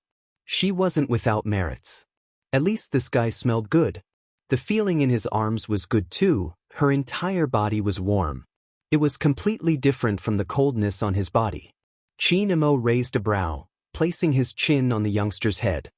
He held her with one hand and observed her in his arms. She was so sick that she shouldn't be aggressive anymore. But Chin Mo knew that this wasn't her original self. Because no one would dare to confront more than 10 speedboats like that. She lit a lighter and blew things up as she pleased. Even her posture looked good. It was rare to see such a well-behaved person. Indeed, at this moment, Bo Jio was very well-behaved. She looked like a little prince when she was quiet. Even her pure black hair hung down, covering her ears and eyes. Only the porcelain white curve of her chin could be seen. Chin Mo looked at her for a moment, tilting his head and kissing the top of her head. After this action, Chin Mo froze. Then he frowned, a faint coldness in his eyes. No one knew what he was thinking. The night sky outside the window gradually surged. Because it had never been polluted, the starry sky outside was very beautiful. It's easy to fall asleep, especially when he was carrying someone in his arms. He didn't feel cold. In the latter half of the night, the temperature of the person in his arms increased. It was so high that Chin Mo, who had fallen asleep, suddenly opened his eyes. Without any unnecessary movements, his first reaction was to place his hand on her forehead. When he felt the scalding heat, he turned to look at Bo Jio. His eyes darkened even more. He got up from the bed and walked out of the room half naked without even putting on a jacket. The sky is dark now. The boss was a local and he was drinking downstairs. He probably had an appointment with a few of his friends, so he hadn't left yet. Chin Mo didn't stop and walked over. Do you have alcohol here? The boss glanced at Chin Mo but didn't reply. He continued to drink his wine, talking and laughing.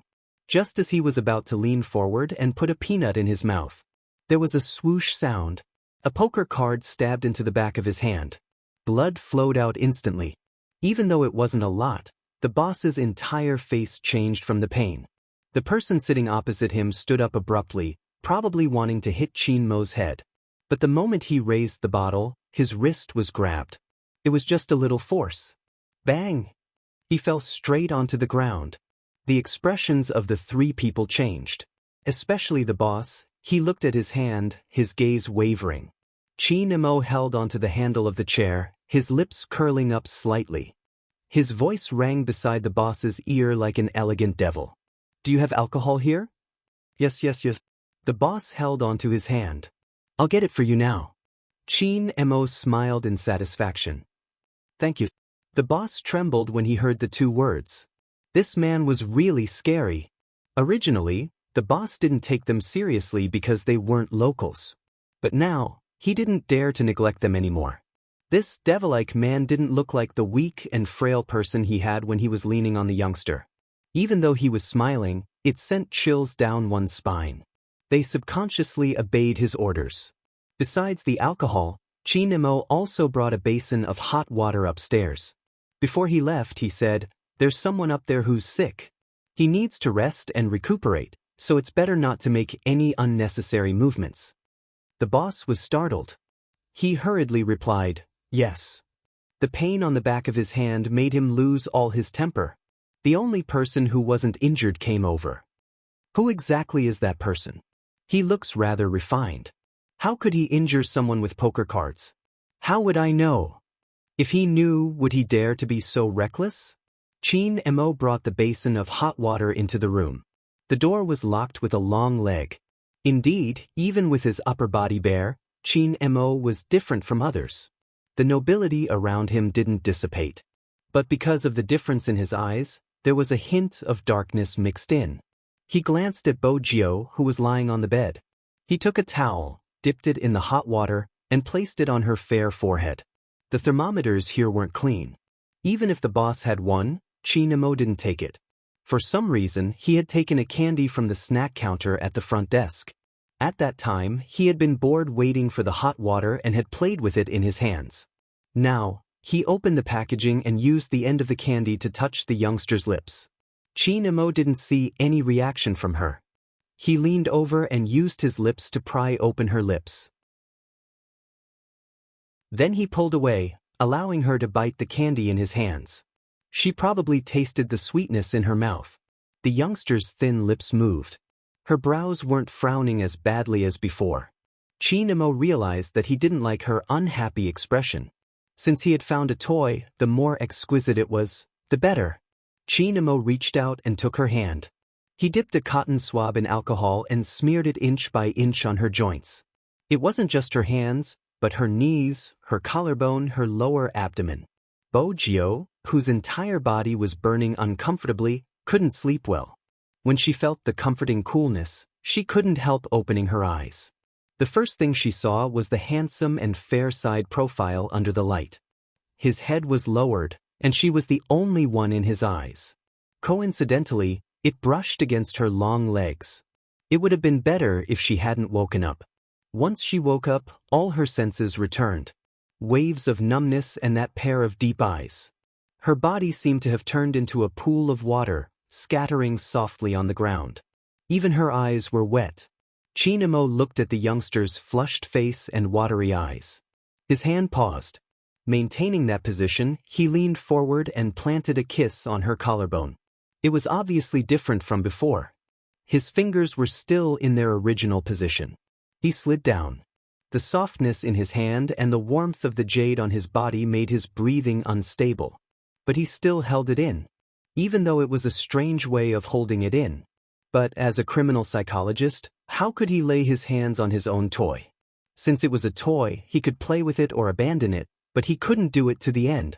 Chin Mo paused at the last moment. He watched her glowing mole and smiled slowly. "My sugar daddy, you really can captivate me if you aren't careful." Bo Jio realized that he wasn't really willing to touch her. But her body was too cold and so was her consciousness.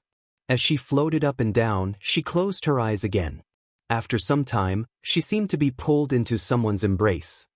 He could vaguely hear a voice ringing in his ears. It sounded a little arrogant. It's already like this, why hasn't the temperature dropped? My sugar daddy, you better get better. This is the first time I've served someone like this. Bo Gio wanted to laugh when she heard that. Who would force someone to lower their fever? Besides, the Almighty, you're actually talking about me, right? For some reason, Bo Gio felt that the Almighty's tone was extremely similar to when they were young. It was probably because it was too comfortable to be hugged. At 3 in the morning, Bo Gio felt her back breaking out in sweat. Her long legs rubbed against the wall, but she didn't move. He pressed her down. What's wrong? Bo Gio wanted to pull the blanket away when she said this. Chin Mo wrapped her up, preventing her from moving. He only said one word. Soup. But it was still hot. Bo Gio could only think of a way to absorb the coldness from his body. Chin Mo glanced at the person whose face was pressed against his chest. His eyes darkened and his fingers tightened. The entire night passed like this. When she finally quietened down, the hair on her forehead was drenched in sweat and stuck to her face. Chin Mo raised a brow. He felt the temperature on her forehead again. It wasn't as hot as before. Very good. He didn't want his toy to look so sickly. At around 4:30 p.m., Bo Gio was in a deep sleep. When she woke up, the sky was already bright. The sunlight shone through the window, splashing onto her face. When she turned her head, she saw the most intoxicating sleeping face in the world. Every time the Almighty fell asleep, he would remind her of the word, holy. Be it when she was young or when she grew up. Bo Gio's gaze moved downwards. She saw the hand that was wrapped around her waist. The bed was indeed narrow. The two of them had to lie on their sides to sleep. It was also because of this that they were so close to each other that his breath could follow his movements and hit her ear. Something caught her attention. The one hanging around his neck seemed to be from that time. The moment Bo Gio reached out, he held onto her wrist. He flipped over, his breath falling. His gaze was heavy and his voice was seductive and hoarse. It seems like my sugar daddy doesn't know that the man in the morning can't be provoked. The next moment, Bo Gio felt the kiss landing on her shoulder.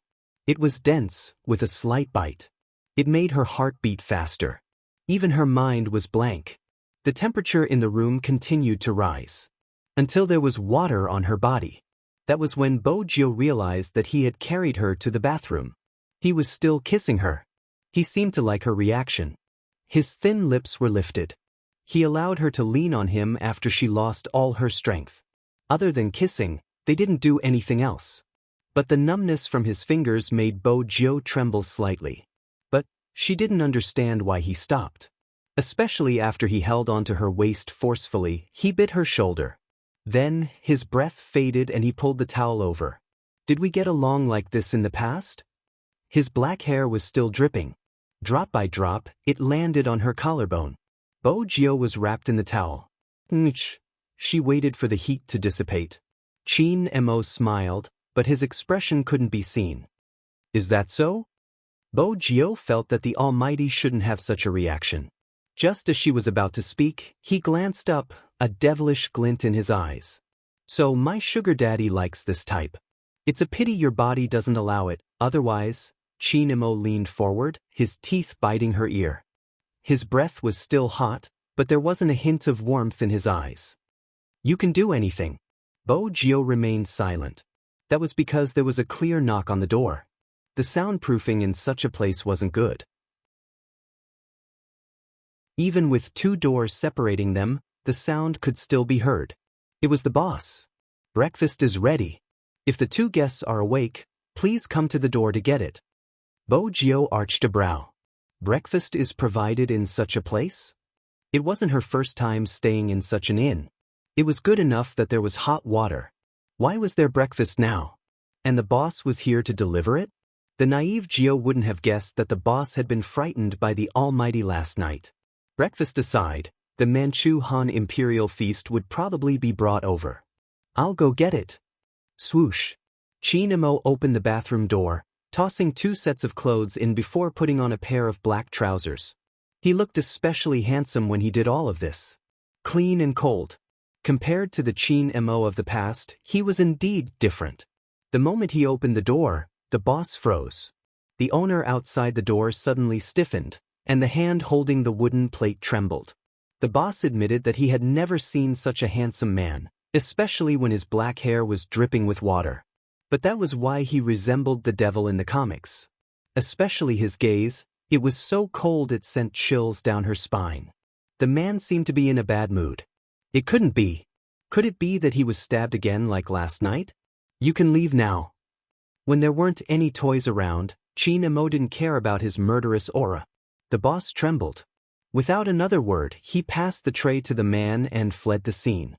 Now, he couldn't help but admire the youngster who had helped the man into the inn last night. Speaking of which, it was that young man who had given him the illusion that his friend's body was extremely weak and that he would feel pain if anything bumped into him. That was why the boss had thought that he was a noble vase. How was he a vase? He was clearly a devil.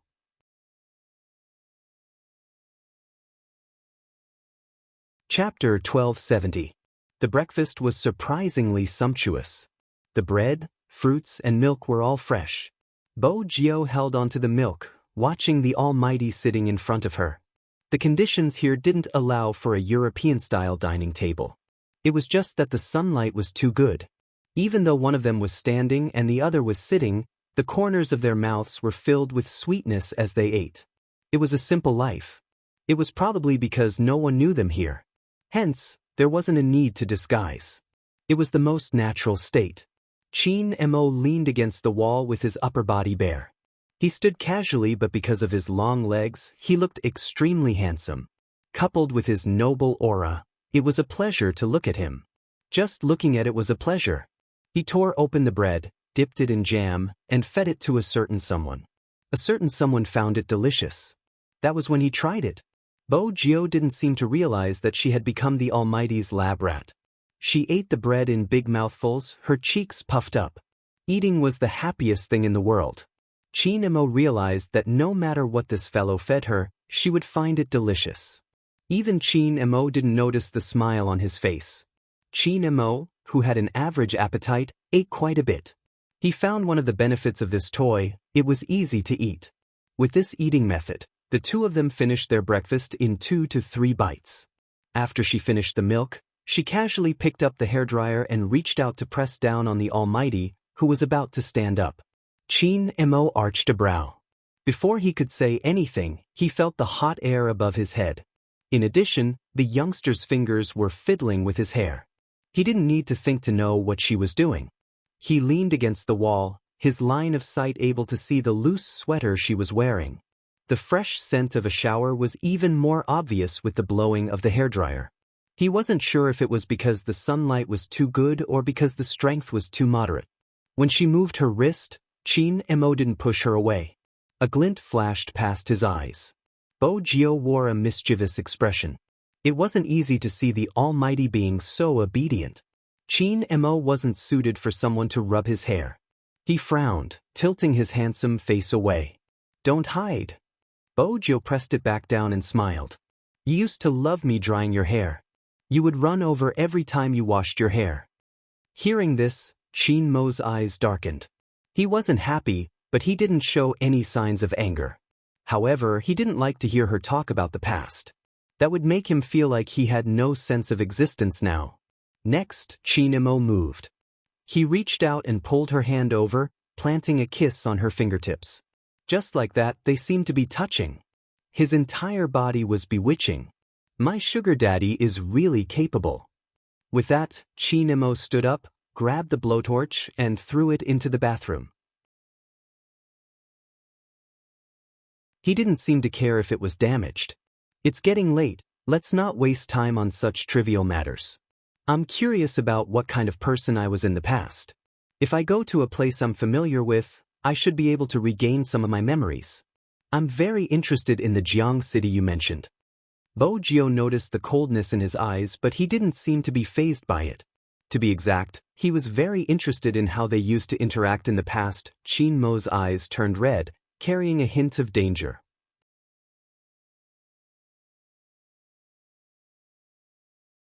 Chapter 1271. Bo Jio noticed the change in the Almighty's attitude. From his resistance to the mention of it. There had never been any warmth in his gaze. But she didn't expose him. As long as the Almighty wanted to return to Jiang City, it didn't matter what his real motive was. There were less than 3 days left until the Asian Cup. She had checked the rules of the competition and the opponents she would encounter. Supreme Alliance needed the Almighty. It hadn't been easy for them to reach this stage. If they missed the championship again because they didn't leave on time, everyone would regret it for the rest of their lives. Compared to the new teams, Supreme Alliance wasn't young anymore. In the esports arena, there was never a lack of talented and young players. Most people wouldn't just say they liked a team, but they didn't really like one team. Great waves washing sand was the basic principle of this industry. Bo Jio wasn't the only one who understood this. Yun Hu, Lin Feng, Rao Rong, these players who had been playing for a few years all understood. Especially Yin Wuyao. Even though he said that his age wasn't stable. But deep down, he knew that this wasn't his peak.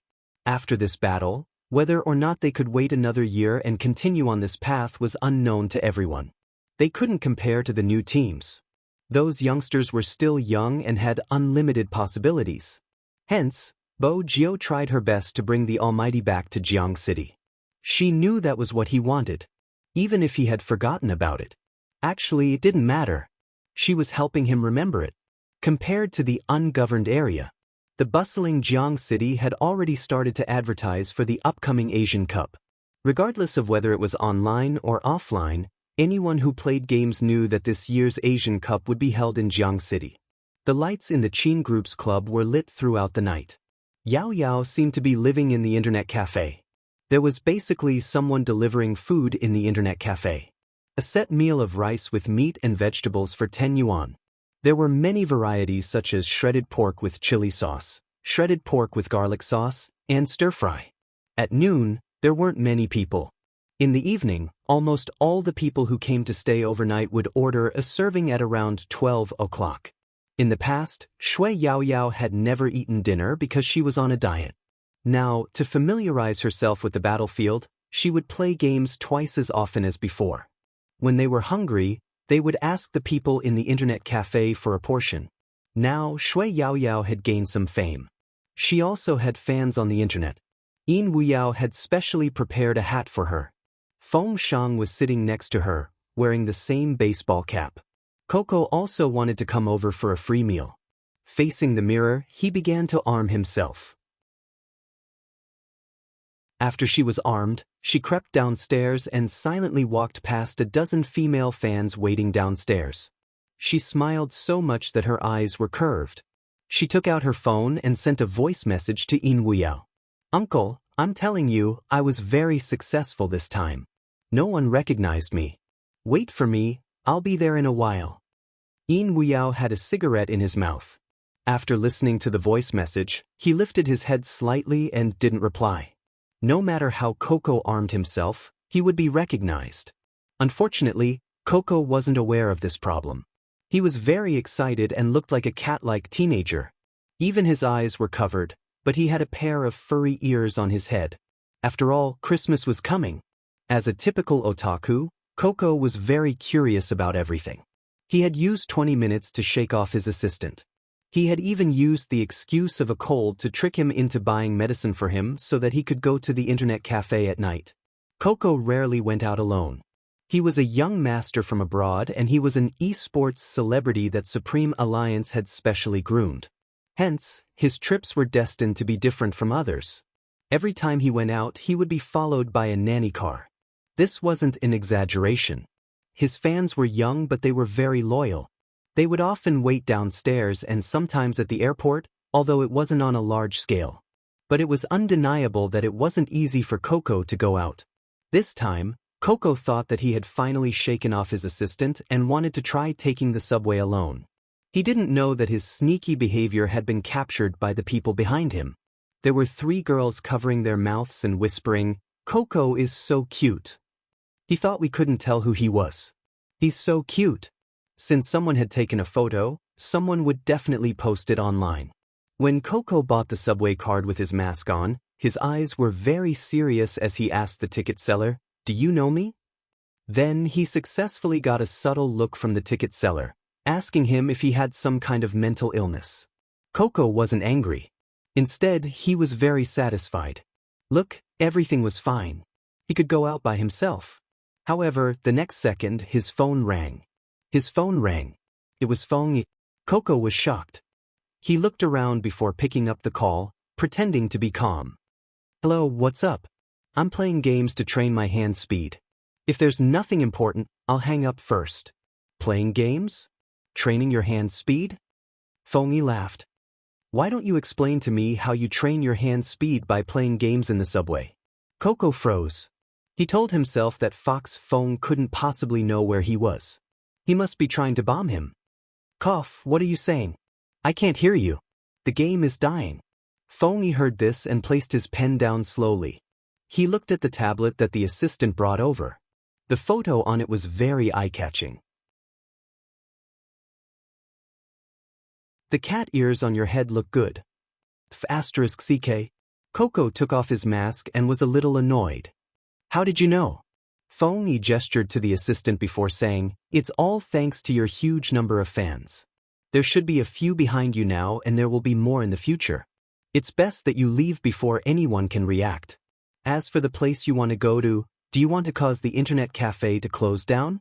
Stay where you are and don't move. The assistant will be there in a minute. Coco actually didn't understand. Fox Feng, be honest, are you hiding something from us? Otherwise, even in the past, he would occasionally come out for a breather. It wouldn't affect the overall situation. Feng Yi paused. Coco wore his mask. Who are you lying to? It's not like I don't go online. Those people are still scolding Little Spade, that's why you're worried about others. Feng Yi laughed. Since you're clear, come back obediently. Got it. Coco tilted his head, his eyes dimming. But is it always going to be like this? Sometimes he didn't understand the speculations the netizens had towards that person. Just because that person was a girl, all her previous efforts were denied. If it hadn't been for Big Spade, they wouldn't have been able to qualify and would have lost in the provincial team competition. How could they have a future? Big Spade had never done anything overboard. If she had really found a substitute player or done something immoral, he wouldn't forgive her, because it was related to professionalism. But so what? Coco still believed that fans shouldn't be like this. But he knew that some people had used their love as an excuse to force Feng Yi to spare some time to manage. Some people's love was scarier than disgust. They used that word to blackmail you into thanking her. If you didn't thank them, they would think you didn't cherish your true fans. The comments online didn't die down. Sometimes, Coco's heart would turn cold. He had asked himself why he still wanted to play esports. There were thousands of reasons to tell him to give up. But there was one reason he couldn't let it go. His teammates were here. There were so many people holding up signs, supporting him. This was probably the question that every Supreme Alliance member would be thinking about in the middle of the night. But they didn't know.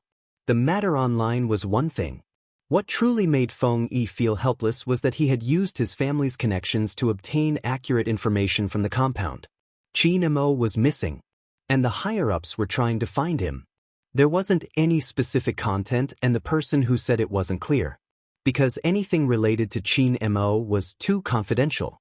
Feng Yi put down the phone in his hand. How was he going to tell the players who were still waiting for Qin Mo's return that their captain wouldn't be coming back? Boss Feng. The assistant watched the vice president's expression worriedly.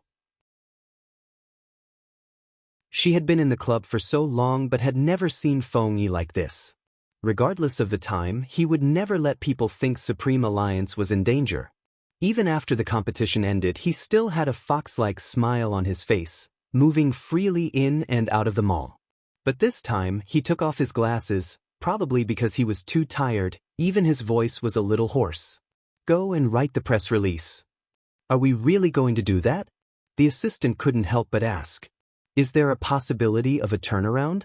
Feng Yi glanced over, rubbing his brows, not saying a word. The assistant continued, Actually, Boss Feng, I used to resent Big Spade too. After all, I couldn't understand why she wasn't afraid of anything, not even her fans. What right did she have to be like that? Later on, I understood that she didn't do anything wrong. Esports is just esports. If it wasn't for her, Supreme Alliance would forever be stuck in the provincial competition. It's us outsiders who think too much. If we like an idol, we should let that idol do as we want. This is a problem in itself.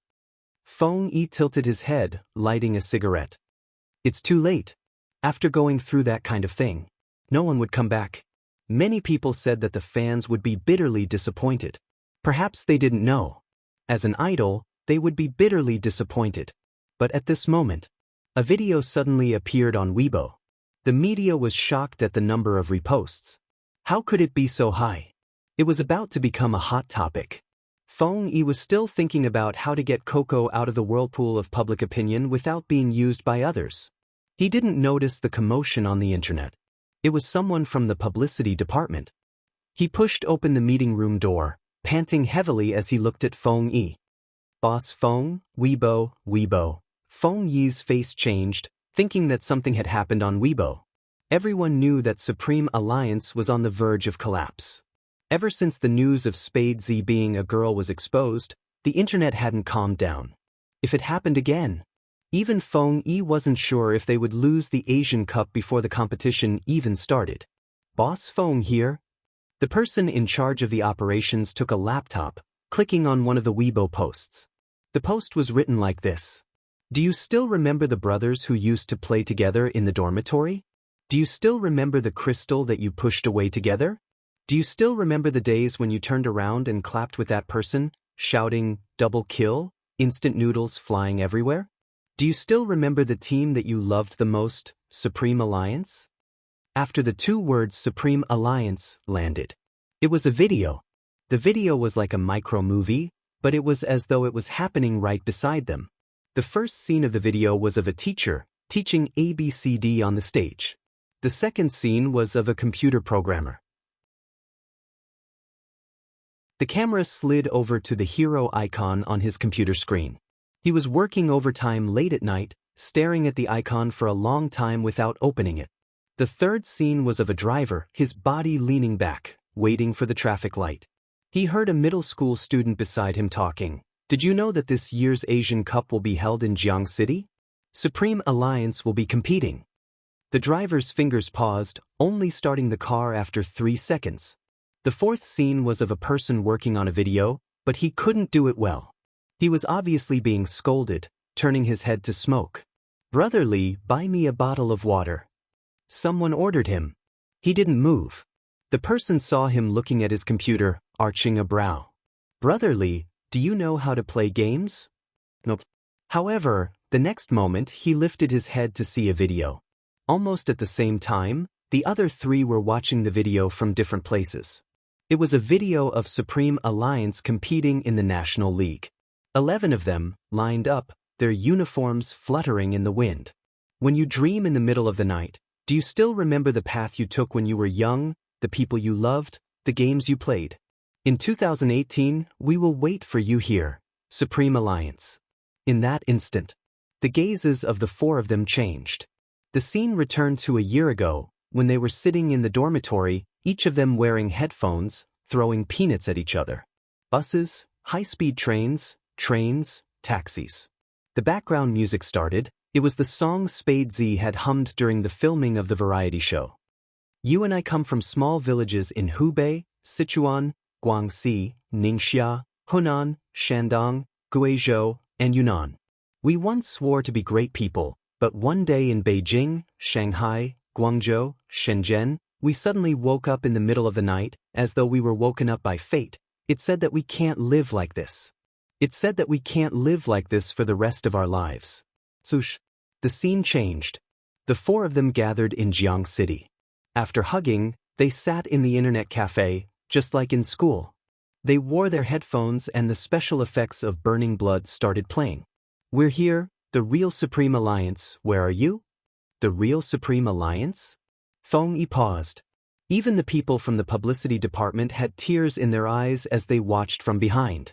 Without Spade Z, how could the Supreme Alliance be considered the real Supreme Alliance? What shocked them was that the video wasn't over. It was followed by a 5-second interview. I'm from Jiangxi, Big Spade, where are you? Reporting from Shandong, I'm here to watch the competition. It doesn't matter if you're a man or a woman, Supreme Alliance is complete with Almighty Z. I'm in Hangzhou. The first time I heard about Spade Z, I found her extremely handsome. The FC King of Zone C, she doesn't say a word when she's playing, she's so cool. As long as we follow behind her, we can win. Is it time? It's a pity, Almighty Z, I miss you so much. Almighty Z, I miss you so much. It was just a few words, but they came from all over the world. Yes, it wasn't just China. There were people of other colors too. Every time a city's name flashed across the video, it was a shocking sight. In the end, there was only one sentence. Supreme Alliance, we'll be waiting for your return. The operations manager was a lady after all, she couldn't help but cry. Feng Yi stood there, dressed in a well-ironed suit. When he turned back, he saw the names of the team members. One after another, the names were filled, leaving only the assassin spot. Feng Yi inhaled deeply. Contact the committee and report Spade Z's name. But what if she can't make it back in time? The operations manager sniffled. Feng Yi didn't shift his gaze. She has to appear on the list at the very least. All right. The operations manager knew how much pressure the team would face if she reported her name. The netizens wouldn't let up on Spade Z's cross-dressing scandal. If they lost, Supreme Alliance would be doomed. But what could they do? Who hadn't been young and capricious before? The phone in the club was about to explode with calls. Many people suspected that it was Feng Yi's methods since he was good at creating hype. But later on, people realized it wasn't anyone's doing. Those reposts, those comments, those voices on the official platform. If you had the heart, please take a look. What kind of expectations did a true fan have? If you really liked him, don't do anything he didn't like. If you really liked someone, stay closer to his competition and away from his private life. If you really like this team, you just hope to take one more look at them, to be able to stay together, even if it was just one more competition. They knew that in less than a year, these people would gradually retire. Perhaps many years later, they would become people they didn't even know. For work, for business, for socializing, they were always in a hurry. But even if one day, they could still remember their current feelings, that would be enough. Many people had forgotten something. Esports wasn't the entertainment industry. They might have looked at the face and appearance. But there was a group of people who truly loved it, that was how cohesive they were. In the end, the producer of the video was found out. He was a fan. That's right, the fan. It was a real person, one of the 4 people in the video. The twisted girls on the internet would probably never understand how much courage Supreme Alliance could bring to some people. And this courage was best described from a man's perspective.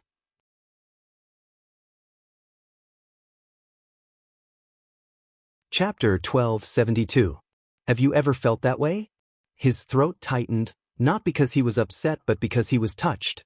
Whether it was an ordinary person or a member of the esports arena, they all had the same reaction when they saw the video.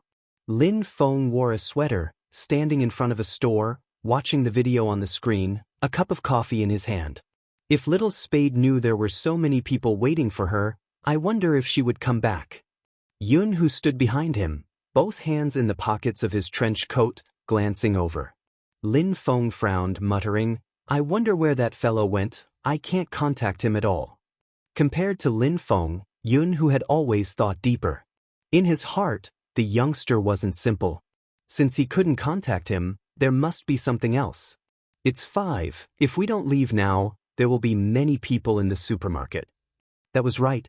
The 2 of them came out to shop. Lin Feng didn't know who was his mother's biological son. Ever since Yun who came back, he had been fed with all sorts of soup and water. She had even said that they were going to compete and that he had to nourish himself. It had been 3 consecutive days. Every day, she would send Lin Feng out to buy bones to make soup. As an esports almighty, he had become a professional at fighting for bones with the aunties in the supermarket. Today, his mother wasn't too much, saying that Yun who would drive over and they could buy a new pot together. At the start, Lin Feng had been rather happy, but after coming out, it wasn't the same. He felt that it was a little awkward for the 2 of them to shop together. Moreover, they bought fruits and vegetables, an area that men rarely came to. Yun, who was calm, pushing a shopping cart, his long legs walking in front.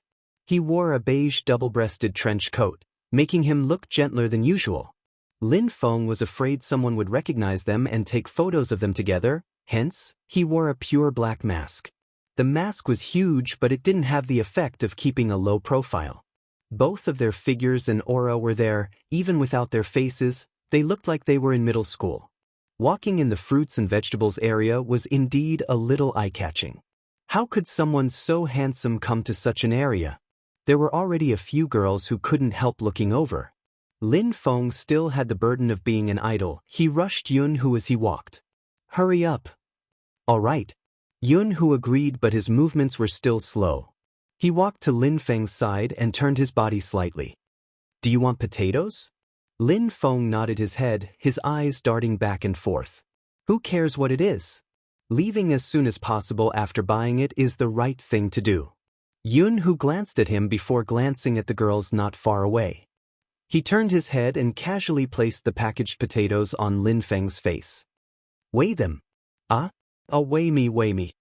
Lin Feng had never felt so guilty before. The topic of two people shopping in the supermarket was really sensitive. Yunhu watched his actions, his gaze deepening.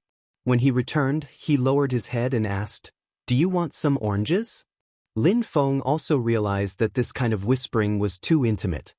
His face was a little uncomfortable from the other person's breath. He moved his body to the left and said, "You can buy whatever you want. Then take a few." Yunhu acted as though he didn't see him dodge, remaining calm. Even Lin Feng found it strange. After all, in his impression, Yunhu didn't seem like someone who would shop in a supermarket.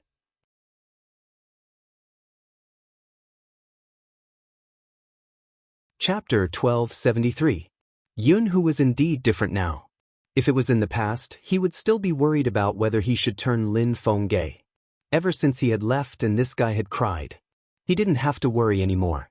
Instead of thinking about whether to turn him gay, it was better to think about how to turn him gay. Yunhu glanced sideways, glancing at the masked man beside him.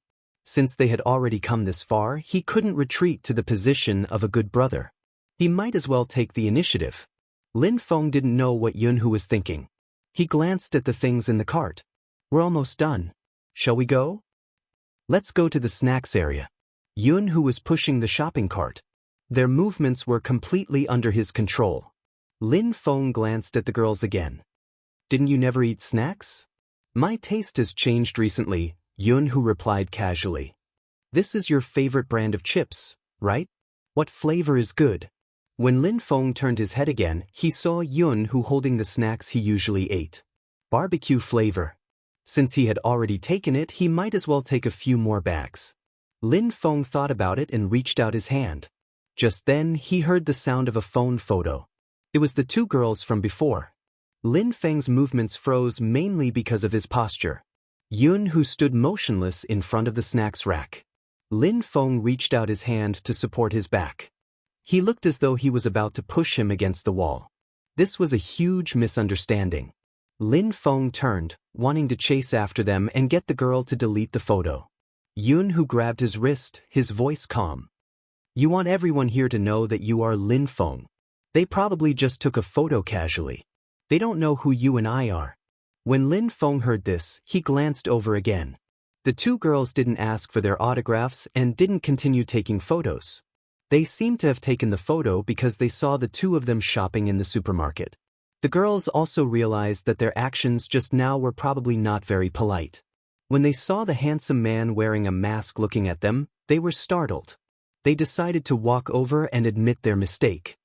"I'm sorry, I took a photo because you are so lovey-dovey." The girl took out her phone. "I'll delete it now." Lin Feng was speechless. Too loving, too loving? Yunhu pushed the cart with one hand and held on to a certain someone with the other. His thin lips curved upwards. "It's okay. As expected, I didn't guess wrong. It's rare to see two boys shopping and cooking together in the supermarket. As expected, only a couple would do that." The girl smiled happily. Lin Feng. He actually couldn't refute that. Yunhu didn't know what else he said. The two girls glanced at Lin Feng. Seeing that he was wearing a mask, they had no intention of saying anything. They giggled and said, "How awkward." Lin Feng wanted to take off his mask again. Him. Yun, who seemed to have seen through his thoughts, and lowered his voice. "Be careful of fans." Lin Feng's throat kept repeating the word **seek until the man left.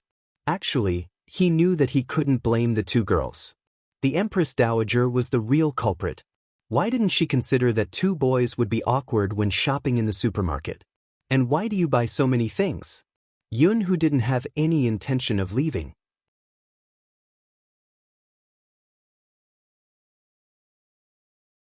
Chapter 1274. How about trying this noodles? Yun, who asked casually. Lin Feng was confused. This person pulled down his mask just to let him try the noodles in the supermarket. What if someone saw through him? Moreover, the supermarket staff standing at the side had a suggestive smile on their faces. That was true. They probably hadn't seen two men being so intimate before. Lin Feng swallowed the noodles hurriedly, replying casually, "It's delicious." "Buy a few bags then.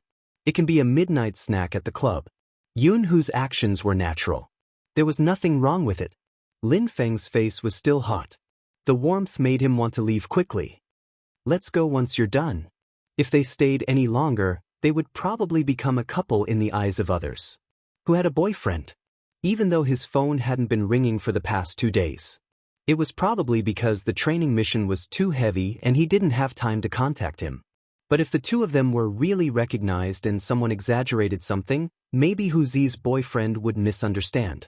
Lin Feng thought about it and felt that it wasn't appropriate to stay any longer. But Yun, who didn't think so. It wasn't easy for them to be alone. Of course, the longer the better. But he also understood that he couldn't force him too close. "You still haven't bought the ice cream. Didn't you say you wanted ice cream just now?" Yun, whose words were reasonable. Lin Feng thought about it. It would be awkward if he overreacted. It wasn't a big deal to leave after taking the ice cream.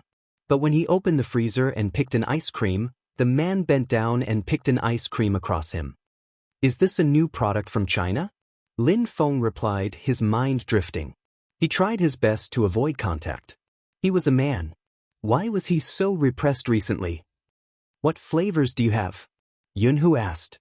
Lin Feng tried to make himself look more manly. "Strawberry and peach." "Oh, that should be good." Yun, who fiddled with it a few more times. He took the peach ice cream and placed it in the cart. When he lowered his gaze, he could see the pink on his fair neck. It was really attractive. Yun, whose hand paused subconsciously, his gaze deepening. On the other side, the naive Lin Feng felt that his brother was deliberately stalling for time. But after thinking about it carefully, there was no need to stall for time just to pick an ice cream.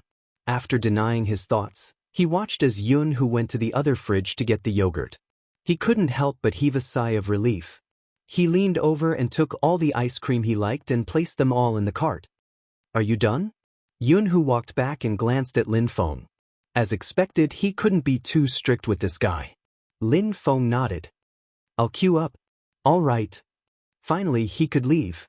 In the future, he would come to the supermarket by himself. Lin Feng thought about it and decided to find a place near the cashier to wait for Yun, who to settle the bill. Unfortunately, he was standing in the most awkward position. People who frequented supermarkets all knew the layout of supermarkets. Condoms were usually placed near the cashier, and they were arranged very beautifully. They were packaged in various colors, and they even looked like candies and chocolates.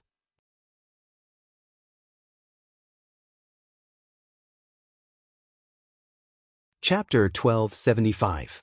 Lin Feng had originally planned to leave calmly. After all, there was nothing wrong with a condom if you ignored it. You could just brush past it like chewing gum. Who knew that he hadn't retracted his gaze? There was an additional arm on his shoulder. It was Yun, who had wanted to pay the bill. It was normal for boys to hook their shoulders. "I didn't bring my wallet." That was Yun, whose first sentence. His second sentence was accompanied by his gaze. Lin Feng knew that he was going to embarrass himself this time. "So you were looking at this?" Lin Feng wanted to say that it was a coincidence. But before he could speak, Yoon-hoo's voice came from beside his ear. Yoon-hoo's voice entered his ears again, his breath just enough to sweep past his ears. Have you decided which brand to buy? What brand? He didn't have any experience. How would he know about brands? Yoon-hoo arched a brow. Condom brand, which one do you like? Lin Feng coughed. He couldn't let Yoon-hoo think that he was a newbie. This was the biggest taboo for a man. He had to maintain his image. He said nonchalantly, the brand doesn't matter. The main point is the quality. After all, I have a long time. When he said this, Yoon-hoo glanced in his direction, his gaze deep. Lin Feng was a little annoyed. What's with that look? Nothing. Yoon-hoo smiled, glancing sideways. This is the first time I know that you have a long time. Lin Feng looked at the face that was inches away from him. His face flushed when he said, go to hell. This was the disadvantage of being a good brother. He knew everything. By this, Yoon-hoo pulled the topic back naturally. If the brand is good, there are many flavors to choose from. Don't you like strawberry? I have it here. As Yoon-hoo spoke, his hand reached out. His fingertips touched the exquisite packaging. He casually threw 3 bags into the car. Wait a minute, when did he say that he wanted to buy this thing? And why did he take so many? Lin Feng's eyes widened. But Yoon-hoo's tone was very deliberative. He couldn't say anything. After all, he was the one who stood here first. However, Lin Feng felt that something was strange. When he raised his head, he saw a few girls sneaking glances in their direction. They covered their mouths with a suggestive look on their faces. There was obvious excitement on their faces, and he could vaguely hear them saying, not only are you buying groceries together, but you're also buying condoms together. Are you guys living together? Did you guys hear that? The attacker said that the submissive likes strawberry flavor. Strawberry. What at Sundra? Lin Feng. He finally knew what was wrong. Why did he have to stand here with Hu Zi for such a long time, even discussing the taste of this thing? Not to mention these girls, even if he saw 2 men buying condoms together, he would also think in that direction. He really couldn't explain himself even if he jumped into the Yellow River. But since he had already taken it, he couldn't just put it back. Forget it, quickly pay the bill. Pay the bill and leave quickly. Fortunately, both of them were wearing masks. Otherwise, if it was posted on the internet, it might attract a storm of blood.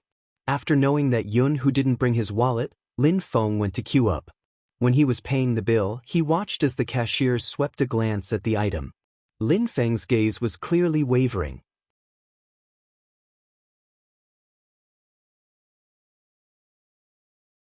Chapter 1276. No matter how he looked at it, he didn't seem like he had any experience. Yoon-hoo could still remember how he felt when this person went on a date with the girl who had given him the love letter and didn't return until the next day. At that time, he didn't have a driver's license and couldn't drive the family car. He had asked the driver to bring him everywhere to look for this person. In the end, he hadn't found him. That day had become the day he regretted the most. No one could understand how his heart felt like it was being cut by a knife. At that time, he hadn't understood why he had been so flustered and uncomfortable. He had kept his eyes open until the next day. He picked up his bag and went to school.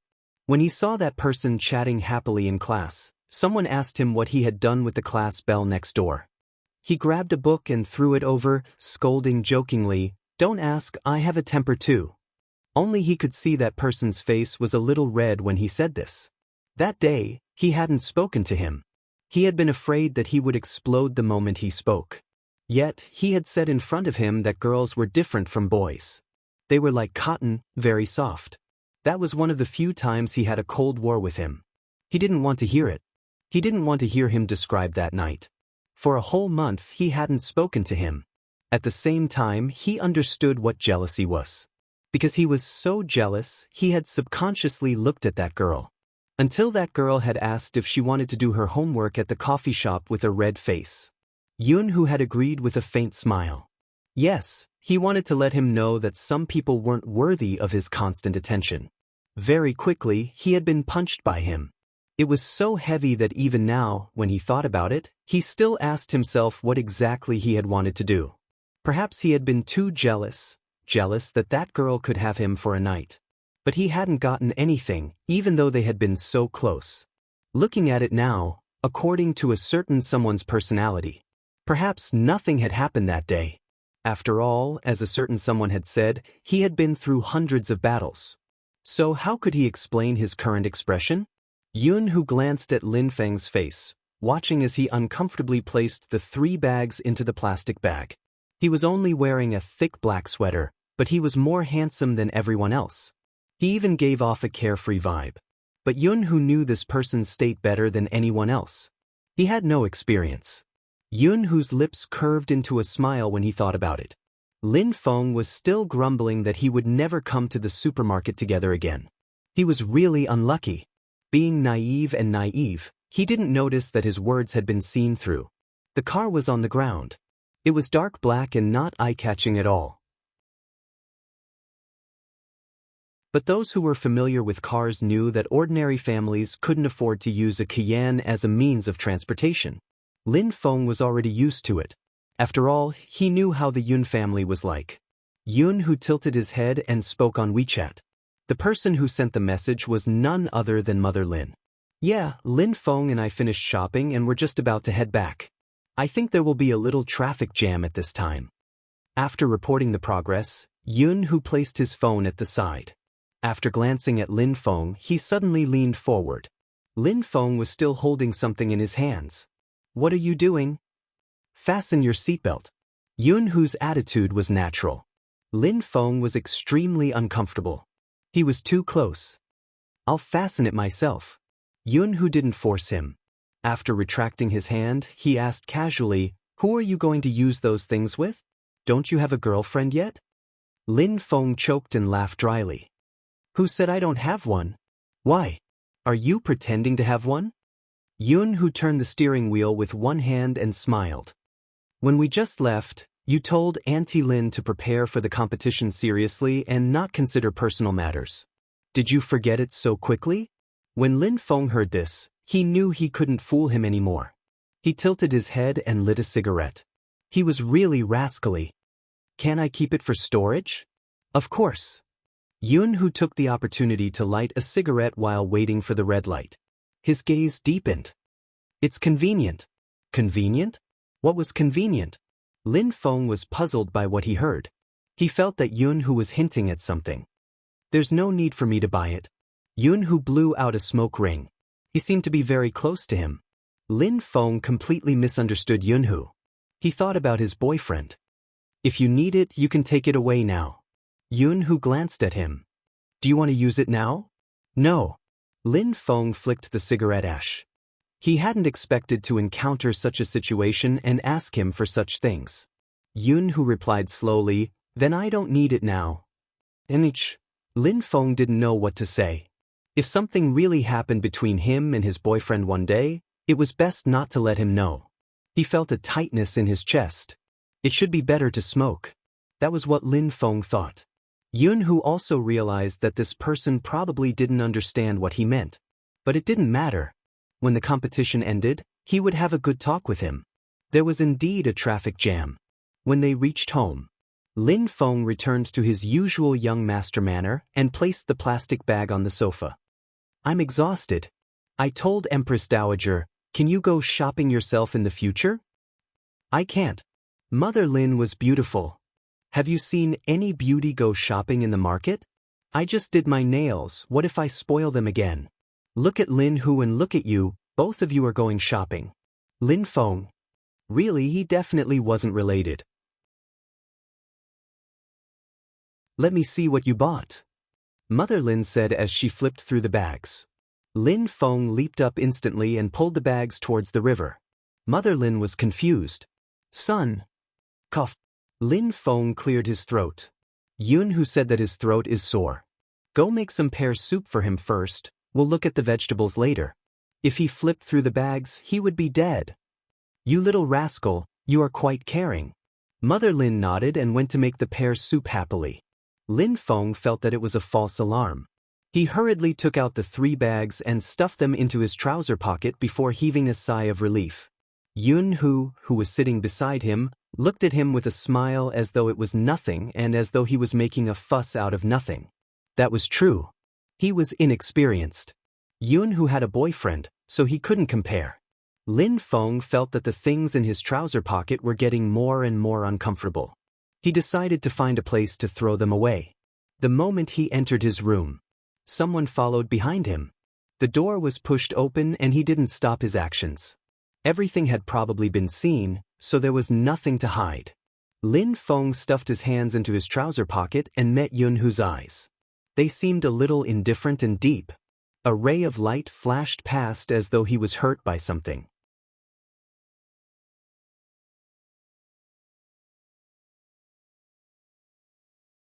Chapter 1277. Ah.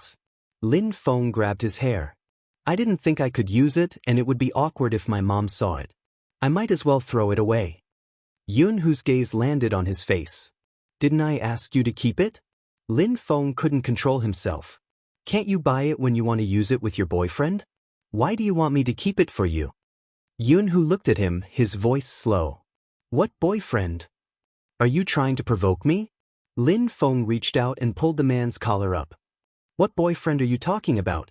Don't tell me you're learning from those people on the internet, fooling around with anyone you meet. Yun-hoo arched a brow. With a flip of his hand, he pressed Lin Feng against the wall, his hand still holding onto Lin Feng's wrist. If I was just fooling around, would I have waited for you for so long? Lin Feng's face turned red at this baffling question. You can talk, but can you not be so close to me? F***ck. Lin Feng really didn't know what to say. Yun-hoo inched closer to the person's face and smiled slowly. Are you shy? F***ck. Lin Feng inhaled deeply. Let go of me first. Yun-hoo bent over. I'm not letting go. F***ck. Lin Feng was going crazy.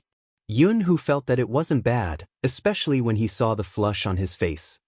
His heart itched as though there was a cat scratching his heart. Just as he was about to talk about his so-called boyfriend, Lin Feng seemed to have found his savior. Lin Feng looked as if he had finally found his savior and used his hand to push him away. Get away, there's a call. There was indeed a call. From his position, Yun-hoo could feel his phone vibrating in his pocket. He had no choice but to let go of him. Lin Feng heaved a sigh of relief. The call came at the right time. He reached out to take the phone. When he saw the caller ID, he was completely different. He immediately pressed the answer button. F***ck. Little spade. You have to tell me clearly where exactly are you. I'm telling you, don't find an excuse to hang up on me. Senior Lin, you're still as energetic as ever. I didn't intend to hang up. I called to tell you that Brother Mo and I are flying to Jiang City tomorrow and we need someone to cover us. Chin Mo nodded. Senior Lin, you're still as energetic as ever. I didn't intend to hang up. The captain is with you? Lin Feng's voice was filled with surprise. In the end, she decided not to tell him about the Almighty's amnesia since there were still people investigating. We'll talk when we meet. I have a car here that needs to be taken over. You can be my guarantor and we'll talk about the rest when we meet. Cut. Sure. This was the advantage of being naive and sweet. She wouldn't ask too many questions. After Bo Jio hung up, she lifted her head and met his gaze. That person had just finished washing up, and his whole body was still emitting a refreshing mint scent. He was leaning against the door frame and looking at her. He must have heard the contents of her phone call, because his peach blossom eyes were very deep. Bo Jio stood up and walked over. I just made a call to our mutual friend. Chin Mo chuckled, but no one could tell what he was thinking.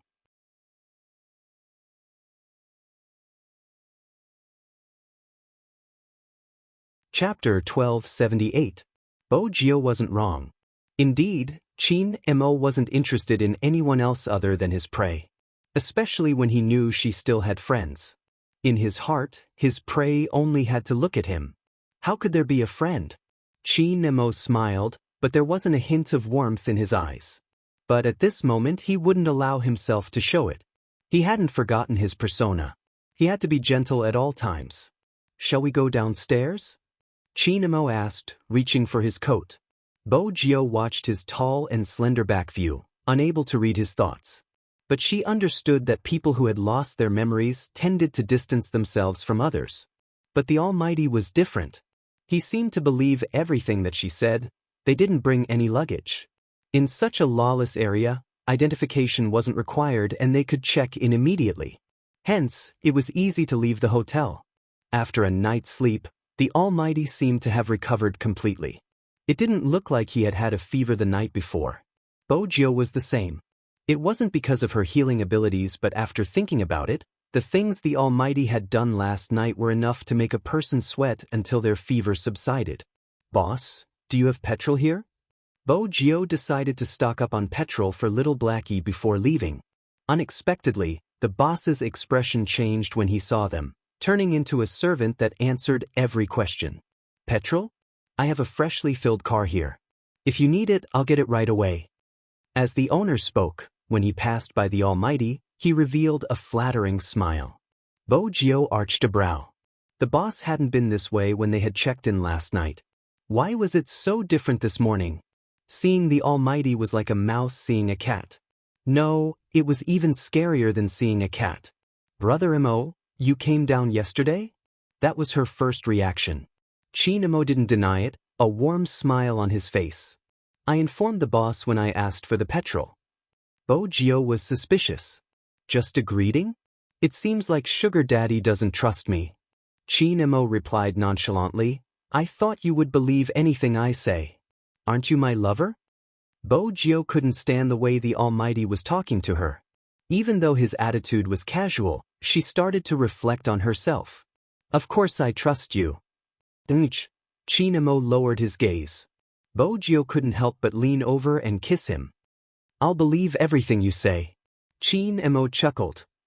Boss's tone wasn't good yesterday, so I taught him some manners. Good teaching. When the boss who brought the gas heard the young man's words, he just wanted to send these two living bodhisattvas away as soon as possible. Do you have any idea how lethal this one of yours is? You're treating him like a porcelain doll. The boss dared to be angry but did not dare to say anything. After all, when the man glanced at him without any emotion, he could feel a chill all over his body. He didn't know if the youth was really stupid or just pretending to be stupid. Since she brought such a man with her, he knew this kind of person the best. He looked gentle, like the most loyal butler. In fact, if one wasn't careful and bit down on him, he would be like a demon deacon, sucking his blood dry with the most elegant dining posture.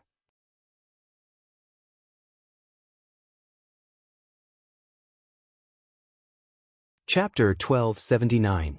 With that, the boss couldn't help but admire the youngster's calmness. After all, he had experienced how scary this man could be. But this man was impressive. He was able to turn into another person in front of the youngster. There wasn't the slightest bit of malevolence from last night. He was acting innocent. Chinamo was satisfied with the effect of his gaze. In front of his prey, he didn't want anyone else to speak. He didn't want to tear off this layer of disguise because the youngster's reaction was interesting. As long as he showed the slightest sign of weakness, she would hold him in her palms and use kisses to coax him. It was a refreshing feeling for Chinamo. Besides, his prey wasn't stupid. It wouldn't be interesting if she simply thought that he was good. From the youngster's reaction, it was obvious that he had already guessed what he had done. However, he had still praised him for teaching him well. Chinamo couldn't help but smile. Even when they were in the car, Chinamo was still smiling. The moment little Blackie turned on the AI system, the car shook from the force. What was wrong with the devil? Why was he smiling so sweetly? He seemed to have sensed the change in the Lamborghini. Chinamo turned over. This car isn't bad. Other than the land and water forms, what else is there? There isn't any form, but it can be used as a network hub. Bo Jio was in a good mood. It was a satisfying thing to have the Almighty stay by her side obediently. Xiao He, on the other hand, didn't feel so good about it. It felt that there was something fishy about the devil praising it. As an intelligent car, the information it had gathered told it that a devil like this would never praise anyone unless there was some ulterior motive. But its master? Little Blackie didn't want to say anything else. Ever since the devil had appeared, its position as the #1 car pet hadn't returned. Chin Mo did have a motive, but it wasn't a big one. To him, he was more interested in a prey that only had him in her eyes. Hence, he didn't say anything else. Bo Jio waited for a moment before turning the car. It was a beautiful maneuver, a smile on her face. "All right, the password for this car is, Chin Mo, I like you." Chin Mo knew his name a long time ago. Now that he heard the youngster's words, his hand that was twirling the poker card paused. "Sounds like Sugar Daddy's personality." "I think so too." Bo Jio turned the steering wheel. "If you like it, say it." Chin Mo didn't say anything, but his smile deepened. He looked like a devil as he narrowed his eyes. "Chi, what an idiot. Tell him everything. Aren't you worried that he'll drive away?" With that in mind, Chin Mo glanced sideways at the youngster's face. Light seeped in, forming a halo. His skin seemed to be transparent. White and clean, even the fine hair could be seen. He knew very well how this face felt to the touch. Not only her face, but also the curve of her waist when she turned sideways. It was hard not to like the warm jade in his hand. Chin Mo thought, as long as his prey can stay like this, with a pair of eyes only looking at him, he wouldn't lose interest in her in the short term.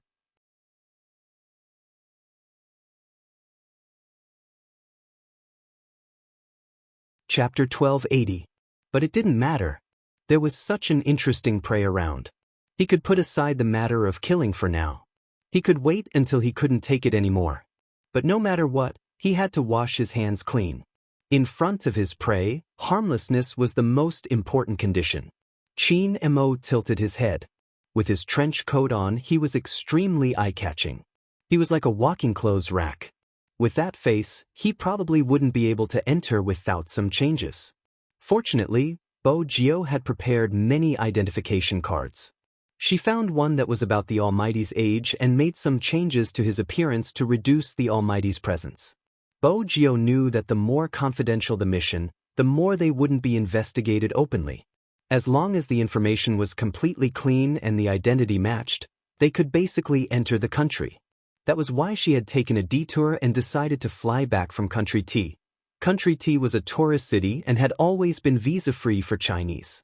Bo Jio was smart. She didn't fly directly. Instead, when she reached MG Airport, she signed up for a tour group and returned to Jiang City as a member. It was originally a low-quality tour. The few girls that followed her didn't feel anything other than shopping. When they reached the airport, 2 different types of handsome guys appeared in front of them. They were all in a good mood. "Look over there. Handsome men, since when did our team have these 2 weirdos? They must have just arrived, we might be able to sit together later." Bo Jio's arrival made the tour group livelier. Some of them looked over. The girls were still trying to guess the relationship between the 2, wondering if they could each have one. The corners of Chin Mo's mouth lifted, but he didn't say anything. He wasn't interested in the others. He just stood beside Bo Jio, looking harmless on the surface. He had an attractive aura. Bo Jio wanted to send the car back. Hence, she didn't bother about them and went to the first floor to submit the documents. Grandfather Butler was usually in charge of the overseas car entry and exit. Many people thought that Grandfather Butler was just an ordinary family doctor. In reality, that wasn't the case. It was a family of hackers. The butler of the family wasn't simple either. The old butler had a lot of channels in his hands, and every single one of them was hard to measure in terms of value. Of course, at the end of the day, it was also because of the Z codename. No one dared to offend this young master of hackers. Those who could make things convenient would usually do so. After all, anyone in the underworld would need information one day. Chin Mo watched the whole process, his eyes unsettled. After all, to him, the more complicated the identity of the prey, the more useful it would be.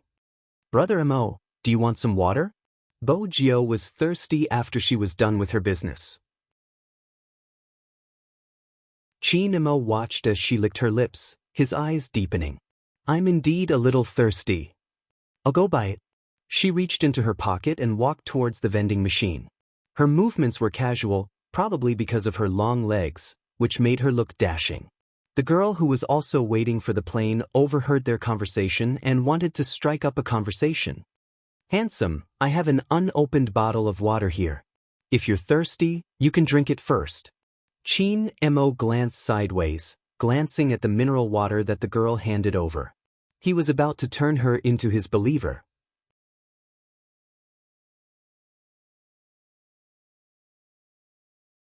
Chapter 1281. It was easy to hint at someone. As long as he knew what the other party was thinking, it would be easy. But Chin Mo didn't want to take the bottle of water. Compared to his prey, these people looked too dirty. Had his appetite been spoiled? Chin Mo arched a brow. Just as he was about to stop, someone appeared on his shoulder. The youngster's pleasant scent wafted over.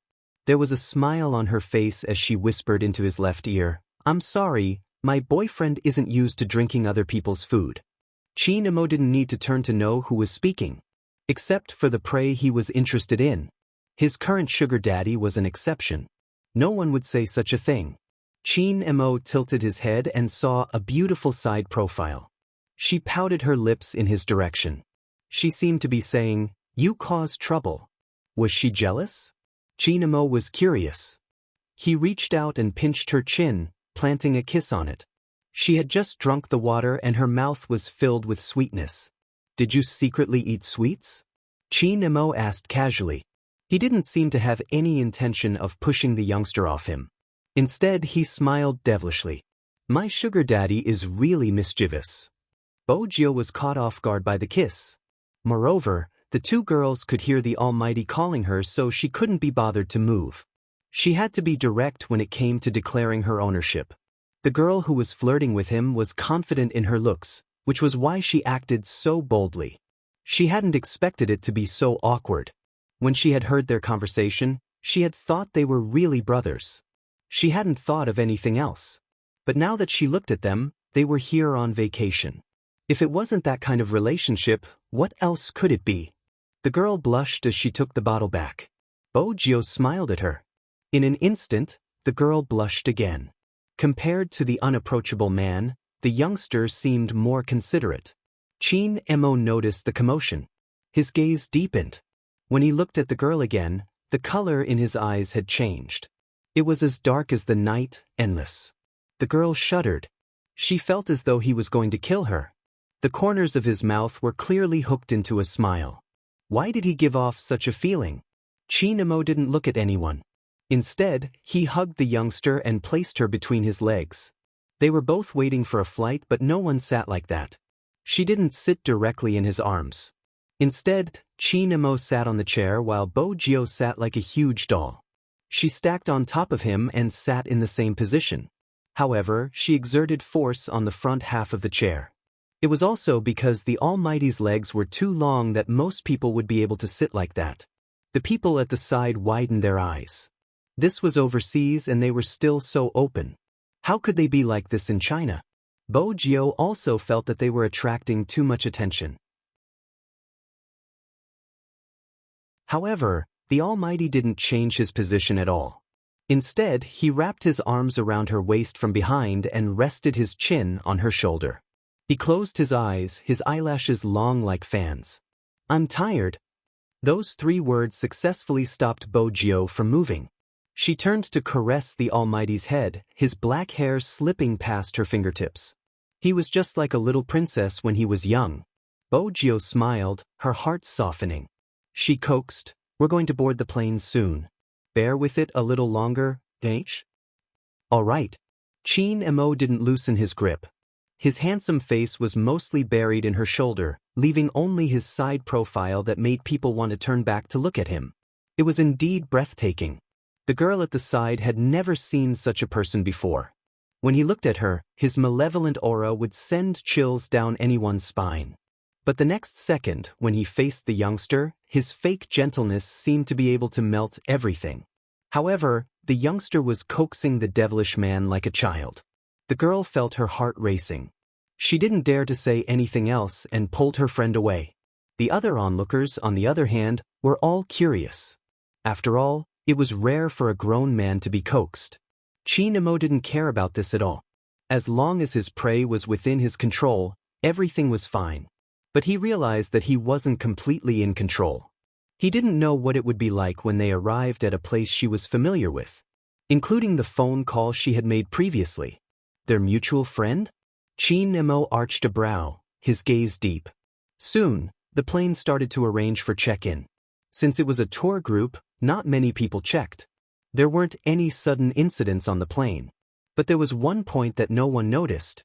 There was a gaze hidden in the crowd, filled with darkness and indignation. It was Fanjia. After she had escaped, she had thought of many ways to get a new identity. Finally, she had settled everything. When she went to look for him, there was no news at all. When she saw the video online, she suddenly remembered that he would definitely return to Jiang City.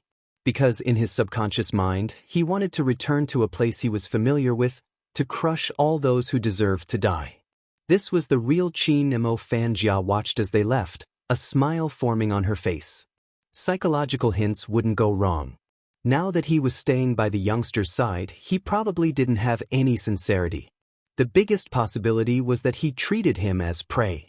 Her teacher had once said, as psychologists, they were the best at disguising, especially when they had ulterior motives. Now, she just needed to return to Jiang City, find a way to get in touch with Chi Nemo and guide him a little. Then he would truly belong to her. Because memories would change along with psychology. Fanjia didn't feel that there was anything wrong with taking over a position that didn't belong to her. She turned and hid herself again. Now, her image was everywhere. Fanjia didn't dare to show her face, purposely making a scar on her face to buy a late-night flight. At this moment, the plane had been flying for more than 2 hours. Bo Jio and Chi Nemo sat side by side. They had booked the entire first-class cabin. Firstly, they didn't want anyone to spy on them. Secondly, before boarding the plane, Chi Nemo had said that he was tired. As a domineering CEO, if he didn't show off his wealth now, when would he? Moreover, Bo Jio's money was going to rot if she didn't spend it. She decisively became a tycoon. In the end, the person who had said that he was tired wasn't sleeping. His long legs were slightly crossed as he read a newspaper. His entire body was filled with an aura of abstinence. But at this moment, there was a hint of darkness mixed in. On the other hand, Bo Jio tilted her head to the side, her hair falling down, revealing her true color. Silver gray?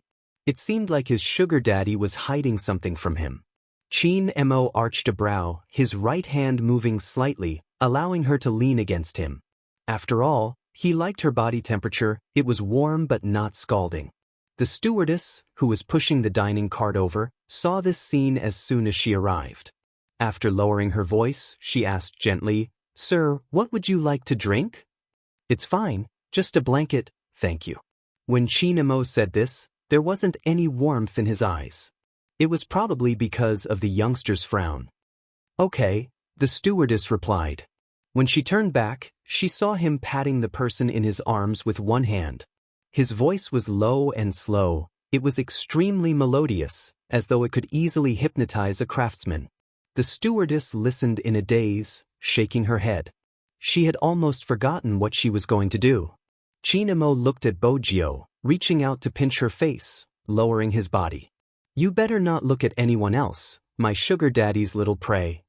Bo Jio didn't have a light sleep, probably because the clothes in her hands and the surging scent in her nose were too familiar, making her feel comfortable. Just as she was about to hit the ground, she woke up and saw his left hand playing with the poker cards. His other hand was placed on her head, stroking her hair. After seeing her open her eyes, he smiled and planted a kiss on her forehead, but vaguely, there was an indescribable danger. "This is Jiang City?" Bo Jio followed his gaze, taking his hand over and placing it in her own.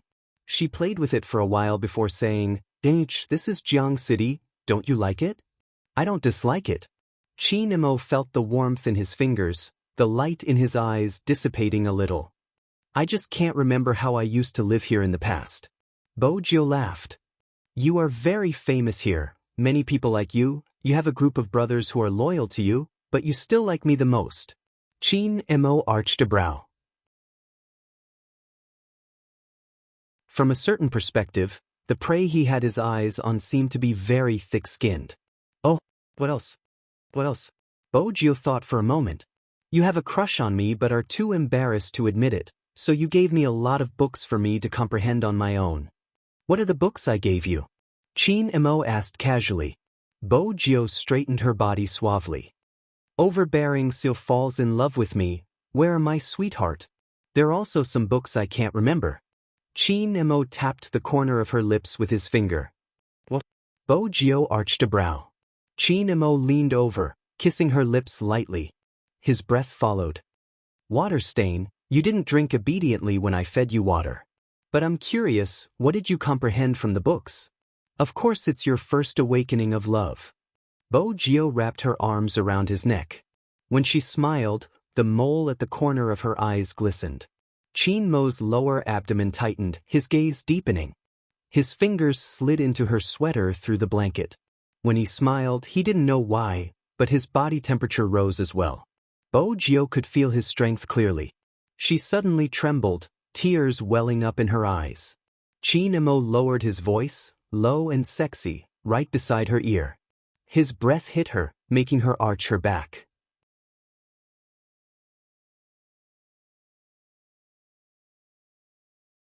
Chapter 1282.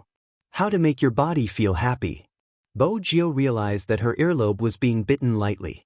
That sexy voice and hot breath hit her ear, sending a numbing sensation through her.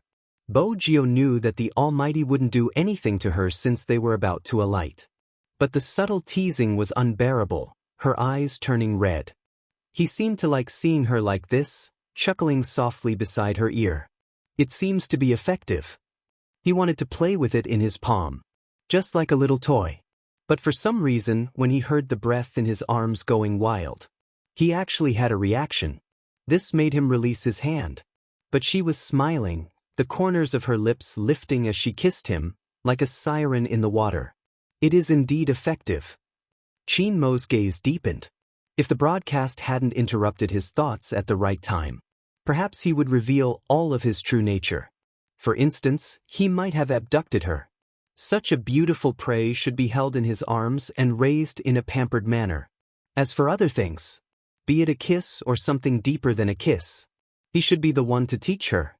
Perhaps he could plan it well. After all, he liked the way she smiled at him, the way her eyes seemed to be covered with a layer of moonlight. But similarly, he didn't like that kind of warmth. Because Chin Mo knew that this person was looking at the past him. With that thought, a thin layer of coldness swept over the surging emotions in his eyes. Chin Mo laughed lightly. It would be better if we weren't on the plane. With that, his gaze landed on her neck. Then he lowered his lids, planting a kiss on it, followed by a light bite. Bojio wasn't able to reach for the vibrating phone in her pocket. She was even kneading it into a puddle. Bojio suspected that the Almighty was doing it on purpose since every time she picked up the call, he seemed a little unhappy. Even though he was smiling, no matter how she looked at him, he looked like a rich young master. But his actions were in line with the gentleness he purposely created. Come to think of it, he had been like this when they were young. Every time she went to play with other children, he would always stand by the side and smile like a prince, but it was different when he was with her. His little face was cold as he washed her hands, and he would even bite her fingers without saying why. The Almighty's personality was just that weird. Bojio was used to it. She held onto his shoulders tightly. She couldn't tell if it was ticklish or painful. She frowned slightly, her voice trembling. Gentler. When Chin Mo heard that voice, his eyes moved slightly. His gaze deepened, and even the imprint in his eyes reddened. Let me answer the phone. Bojio's breathing was unstable, the strands of sweat sticking to her flushed cheeks. Even if I don't pick up the call, we have to alight. Chin Mo was done. He pushed her hair away from her face and smiled gently. Of course I have to get off the plane. What else does my sugar daddy think I'm going to do? Bojio remained silent, waiting for the heat to dissipate. But the feeling of touch in some places had not faded.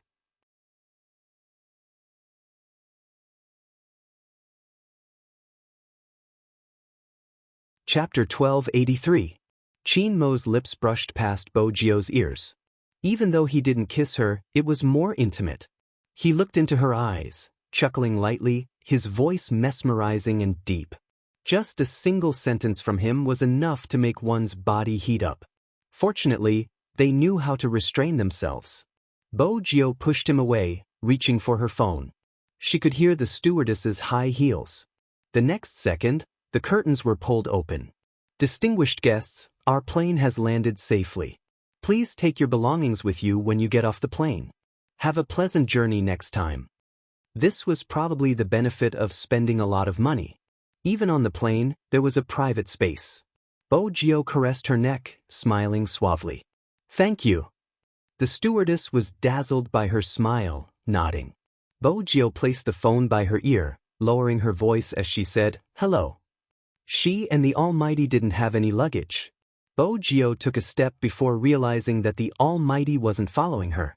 She turned back and saw Chin Mo's gaze sweeping towards the stewardess. His lips moved slightly, but she didn't know what he was saying. The stewardess's pupils constricted. She seemed to have been hypnotized, her body arching. Bo Jio couldn't see this because of her position. The stewardess was standing with her back facing her. But even so, the Almighty's smile made her hand pause for a moment. She wasn't a naive girl, she knew what that smile meant. But what should she do? That was her Chin Mo. Regardless of what he turned into, he would always be her little princess. Bo Jio reached out, tugging his wrist over. She tilted her body slightly, blocking his gaze towards the stewardess. She smiled faintly. Brother Mo, I'll get jealous if you flirt with someone like that. Chin Mo hadn't expected her to turn back so suddenly. After his wrist was touched, he couldn't be bothered with the hypnosis he had completed. After all, he couldn't let his prey notice anything wrong with him. He shifted his gaze away casually and said faintly, I get jealous when you smile at someone like that. Bo Jio stilled as she was being countered. That was the time difference. The air stewardess seemed to have woken up. She saw the young man holding the man's wrist. At such a close distance, it looked intimate.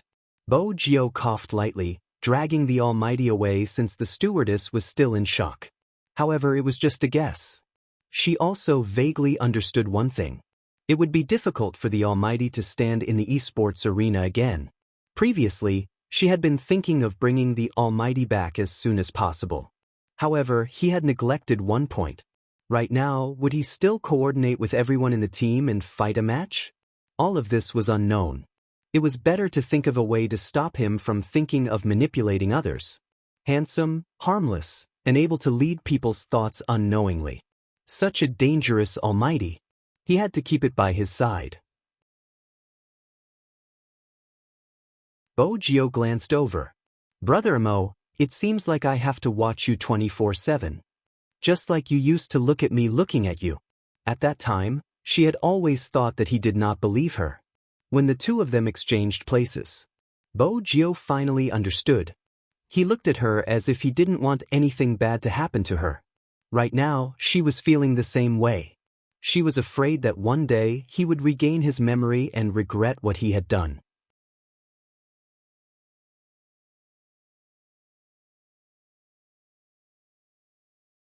Chapter 1284.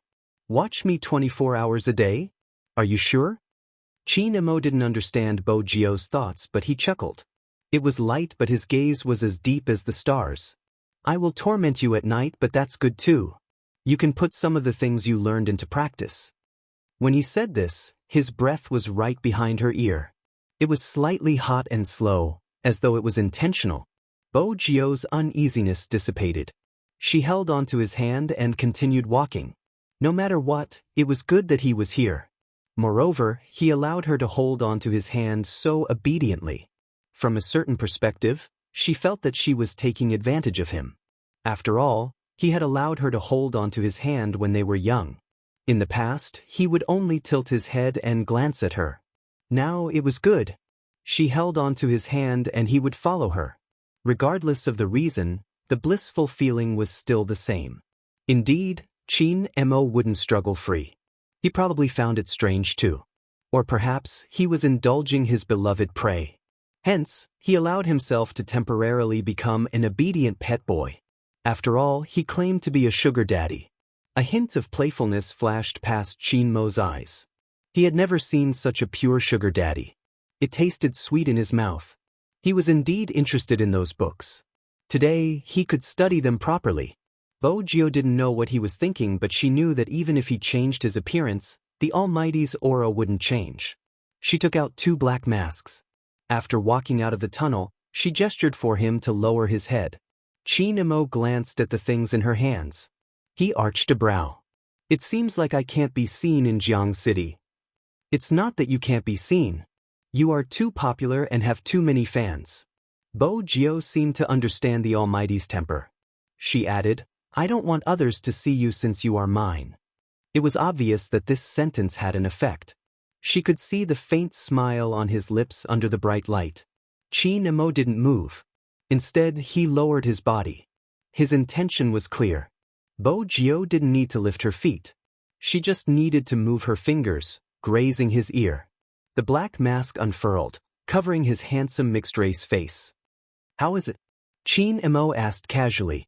Bo Jio wore her mask as well. Through the black cloth, she smiled. Very handsome. She was even more arrogant than before. He had to be praised. So what if such a great god was dangerous? In fact, to a certain extent. In this way, he had just released everything, including some of his childhood habits. Bo Jio knew how dangerous the Almighty was when he wasn't even able to suppress his malevolence.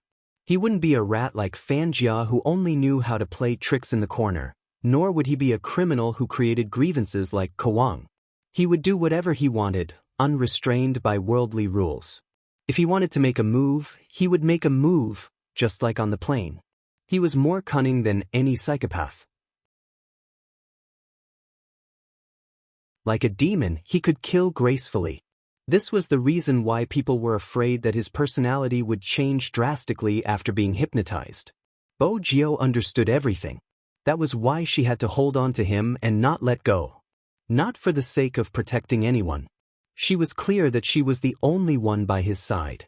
It was probably because this person was too strong. He was so strong that the first thing everyone thought about after he lost his memory was how dangerous he was. But no one had thought about his uneasiness and guesses. Who was he? Why did he appear in this place? Who should he trust? What was he thinking when he was facing so many speedboats and guns? The moment she thought about it, her heart softened. When she turned back, she saw his arrogant and aloof expression. It was clear that he was a little childish. How could he be so adorable? I want to make you small again.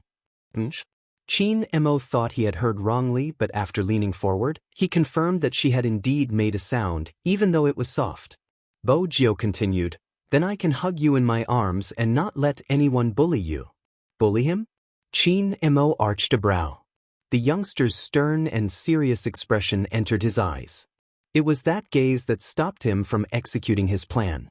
In this world, who could bully him? He was really an idiot. But why didn't he want to leave? The only explanation Qin Mo could find was that his interest in her hadn't diminished. That was all. The two of them walked out of the terminal. They didn't have to wait for any luggage, so they were faster than the others. But the way they held hands without any taboo caused many people to turn back. The two of them were good-looking to begin with. Wearing masks to share the burden did not detract from this aspect. Instead, it added a sense of fashion. A girl exclaimed, This is the most compatible couple I've ever seen. The airport is indeed the airport. I can see two handsome guys at once and they are a couple. Qin Mo lifted the corner of his lips as he listened to the conversation. A couple? It sounded familiar, but he couldn't remember where he had heard it before. Of course, he wouldn't waste his time on such things. Because he still had to face the mutual friend that she had mentioned. Outside the airport, a long Rolls-Royce was parked in the middle of a row of cars. It was a low-profile black, but even so, it was enough to make a group of people stop. After all, there weren't many such cars in the country. Which family's young master was back? Everyone was guessing if he was a rich and powerful person in Jiang City. But no matter how hard they searched, they couldn't remember who was driving this car. Moreover, the person standing in front of the car was unfamiliar. He looked to be in his 60s, a Chinese-British old man with a tall and slender figure. There weren't many people who could wear such a classic suit, but this person did it. He held a pocket watch in his hand and glanced at it from time to time. He looked like a noble deacon that only appeared in comics, his entire body exuding wisdom. Was there a big production team filming a movie here? Or was it because Christmas was coming and they were filming a promotional video? After all, it wasn't realistic. But the next second, the old man smiled. He looked at the international exit kindly, his gaze landing on one spot. Then he opened the back door in a gentlemanly manner and gestured for them to enter. At this moment, everyone noticed the two people walking out. They were both wearing masks but had an extraordinary aura. They wanted to take a few photos. When Bojio saw this scene, her heart was in turmoil.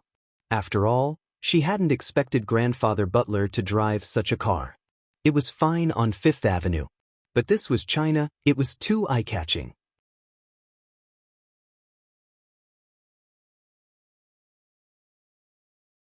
Chapter 1285. In order to avoid being recognized, Bojio held onto Chin Mo's wrist and entered the car.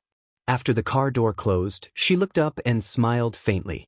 This is Grandfather Butler, a relative who watched me grow up. Chin Mo lifted the corner of his eyes and met the gaze from the rearview mirror. That gaze made him smile. Grandfather Butler. How could the old man not hear the nonchalance in his words? This man wasn't born to be obedient. Now that he was so obedient, it made him frown. But looking at the young master's expression, he was happy. The old man retracted his gaze and showed his professionalism as a butler. Young lord called Grandfather Butler. Young Master Chin is a guest, you don't have to be so polite. Chin Mo understood the meaning behind his words. He touched his teeth with the tip of his tongue and smiled innocently. Finally, someone knew to be on guard against him. But he was probably the only one who had never thought about being on guard against him. Chin Mo's gaze landed on Bojio's face again.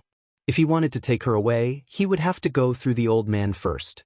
Chin Mo's intuition was terrifyingly accurate. Grandfather Butler was also a doctor. He knew the effects of hypnosis. But at the same time, he understood that he wouldn't interfere with his young lord's decision. But there was one thing he could try to see if he could recover the man's memory. You haven't eaten yet. There are fresh ingredients at home. Young Master Chin, what would you like to eat? Since the other party was polite, Chin Mo wouldn't tear apart his darkness. He continued to smile. Anything is fine. Let's see what my sugar daddy wants to eat. Sugar daddy? Grandfather Butler glanced sideways at his young lord. His head hurt slightly. What kind of title was that? How many times had he told his young lord to be a lady? Bojio smiled beautifully. She was satisfied with the title. Hot pot, it'll be quick. With that, she tilted her head and grabbed Chin Mo's hand, placing it in her palm. Brother Mo, you have to remember something. Chin Mo raised a brow. Bojio smiled suavely. My favorite game is the keyboard, my favorite food is hot pot, and my favorite person is you. Chin Mo stilled, something surging in his eyes before he slowly lowered them. I don't know what I like to play or eat the most, but there's one thing I'm sure of, you're the only person I like the most. Yes, this was the perfect prey. Especially when her eyes only fell on him, they were incomparably beautiful. However, the premise was that she would only be good to him. Chin Mo thought about it. He hadn't paid much attention to what she had said before. It was time to give it a try. Since he wanted people to leave willingly, he had to act a little more convincing. Chin Mo held her in his hands. His eyes were focused, but at the same time, there was an unsettling darkness. At the very least, when Grandpa Butler saw this scene, his mood was quite complicated.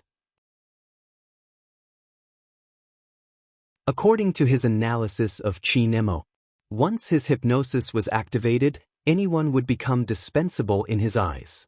This was related to the environment he grew up in. He had an indifferent personality and in the past, he had a responsibility. Now that there was nothing that could restrain him, he naturally didn't need to be afraid of anything. There were too many criminal psychologists in this world, and under normal circumstances, they all had a motive. Chin Mo was scary because he didn't have a motive. Even if he committed a crime one day, it might just be because his hands were itchy and he was unhappy. However, such a person actually followed his young lord back to Jiang City and clearly expressed his possessiveness. The old butler didn't know if he should be happy for his young lord or worried. If Qin Mo wanted to do something now, even he wouldn't be able to stop him. The journey from the airport to her apartment wasn't long. It was a commercial apartment that Bo Jio had specially chosen. This apartment was the closest to the Qin Group's club. In less than 3 days, it would be more convenient for the team members to gather together for training. There would definitely be people watching over there. Bo Jio was very familiar with their methods. It was safest for Lin Feng and the others to come here. Moreover, with Grandpa Butler around, they could avoid other problems. Since the Almighty loved to play games so much, perhaps he would remember something when he saw his team members. She had communicated with Movie Queen and about this. Movie Queen and felt that this was the most reliable method. She knew most of her son's life. Other than business games, it was his team members. He didn't spend much time at home. Bo Jio realized that from a certain perspective, the heavens had never been gentle to this man. At least she had Grandpa Butler by her side. When she had been young, she would talk to others when she missed him. According to his personality, no one would tell him when he missed her. Bo Jio tilted her head and looked at the transparent hand. The poker cards appeared again. She knew it was a precaution against a new place. Her phone rang again. It was Lin Feng. Bo Jio opened it and put it on speaker. Hello. Hey, little spade, you're back, aren't you? Lin Feng's voice was filled with excitement. F***ck, you're back faster than I expected. Where's Captain? Bo Jio glanced at him, a question in her eyes. She smiled. Where can Brother Mo be? Of course, he's beside me. How did you know we're back? The news on the internet. You guys sure are eye-catching, Rolls-Royce. Outsiders might be looking at the liveliness, but we are looking at the details. Lin Feng laughed heartily. He was clearly very happy. Just the back view of you and Captain, I can tell with one look. Bo Jio held her forehead. Even a naive person like Lin Feng could tell. Qin Mo's fans would definitely be able to recognize the tall and slender figure. Fortunately, Grandpa Butler had done the follow-up work. No one would be able to find them. I'll inform everyone and meet you guys now. Lin Feng was about to move. Bo Jio glanced at him from the side. Tomorrow. Tomorrow? Lin Feng frowned. Since they were back, it would be better to meet them as soon as possible. The Asian Cup was starting and their competition would be arranged by their captain. Bo Jio replied, H. She could see the Almighty's wariness. Wariness meant that he didn't like it. After all, for someone with amnesia, it would be difficult for him to accept the settings given to him in just one day. From a certain point of view, it was too much. Bo Jio wanted them to meet as soon as possible, but she seemed to have forgotten something. The Almighty needed a period of acceptance.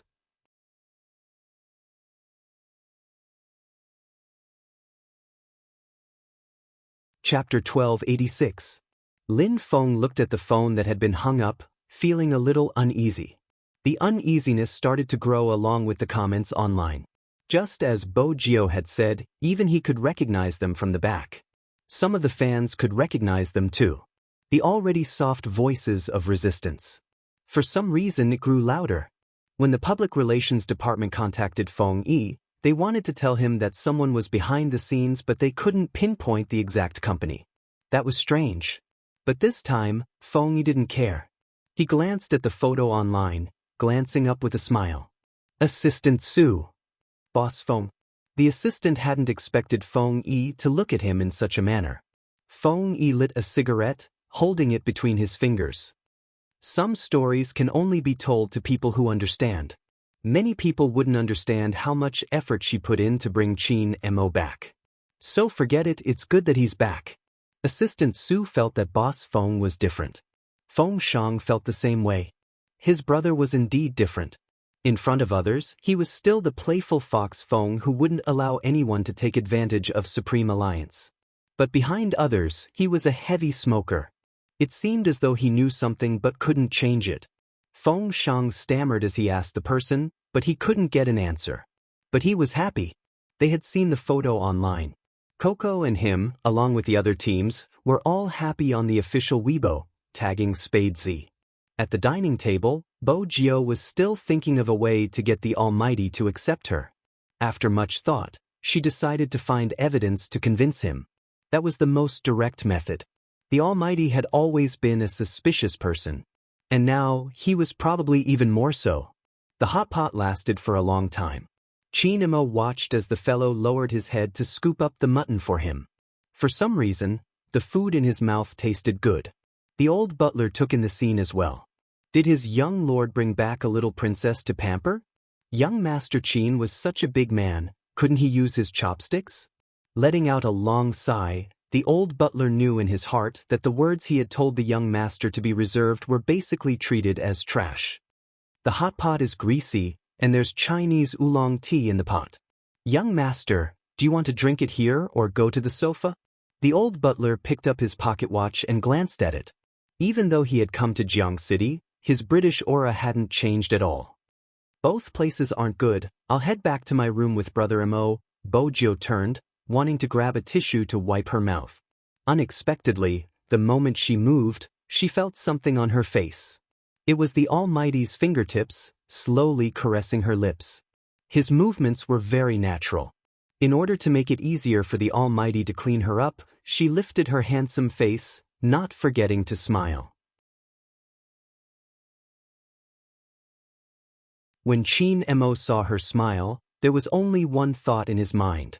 How could this prey be so likable? The old butler, who had always been a gentleman, coughed lightly and said, "Then I'll go and clean up another room."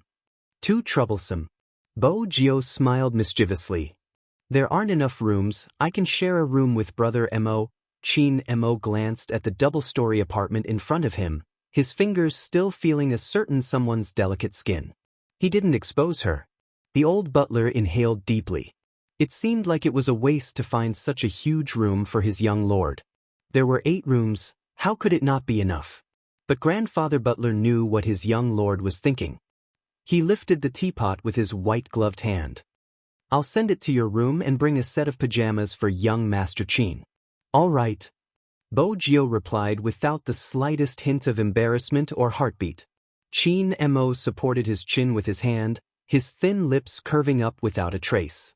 He had never seen such a proactive prey. It was a rare sight. The old butler was still observing Chin Mo. He had wanted to discuss something with the man, but when he took off his shirt and revealed something on his neck, his fingers trembled. He turned towards Bo Jio. That was why. He remembered that his young lord had asked for many such amulets when she had been young. At that time, she had been like a little monk. Even though she had been at the Fifth Avenue, she had been close to a senior monk. That senior monk's amulet wasn't common. The old butler retracted his gaze. He didn't stay any longer. Even so, Chin Mo noticed it. When he changed his sleepiness, his dark eyes flickered under the light. Bo Jio wasn't in a hurry to drink the tea. She could tell that Grandfather Butler was looking for her. She reached out and pushed Chin Mo into the bathroom. "Brother Mo, shower first. We can talk after." Chin Mo smiled. It was a charming smile, but there was a dark fog floating in his eyes. "What a pity." "What's a pity?" Bo Jio arched a brow. Chin Mo bent down, his breath landing on her ear. "I thought we would shower together. After all, we are lovers, aren't we? It's a pity that even you are hiding something from me. How can I be at ease with such prey by my side?" With this in mind, Chin Mo's eyes dimmed. Bo Jio couldn't see from this angle. She hugged his waist and smiled. "No, Brother Mo, I realize that you like to tease me." Chin Mo didn't have any warning signs when she hugged him. He thought for a moment and scoffed. She was coaxing him again. She knew how to do it. "I want to shower together." Bo Jio's smile didn't diminish. "But I have to talk to Grandfather Butler first. I have to tell him that no matter what you become, you will always be my little Princess Chin." Chin Mo looked at her. After a moment, he laughed coldly. "Little Princess Chin? Where did she get her nickname from?" "Brother Mo, you loved it when I called you that." Bo Jio looked sad. "You even forgot about that." Hearing her sigh, Chin Mo lifted the corner of his lips, revealing a thought-provoking expression. Then he held onto her waist, his breath seductive. Don't worry, even if I forget everything, I won't forget how I want you. Which man would like to be called a little princess? Little gangster, don't you know how to lie? Chin Mo found it amusing. His kiss carried a sense of punishment. He bent down and nibbled on her neck. His breath was a little hot and imprinted on her fair skin. There was a wave of irresistible itchiness. Bo Gio didn't know where to put her hands. In the end, she arched her back. Brother Mo.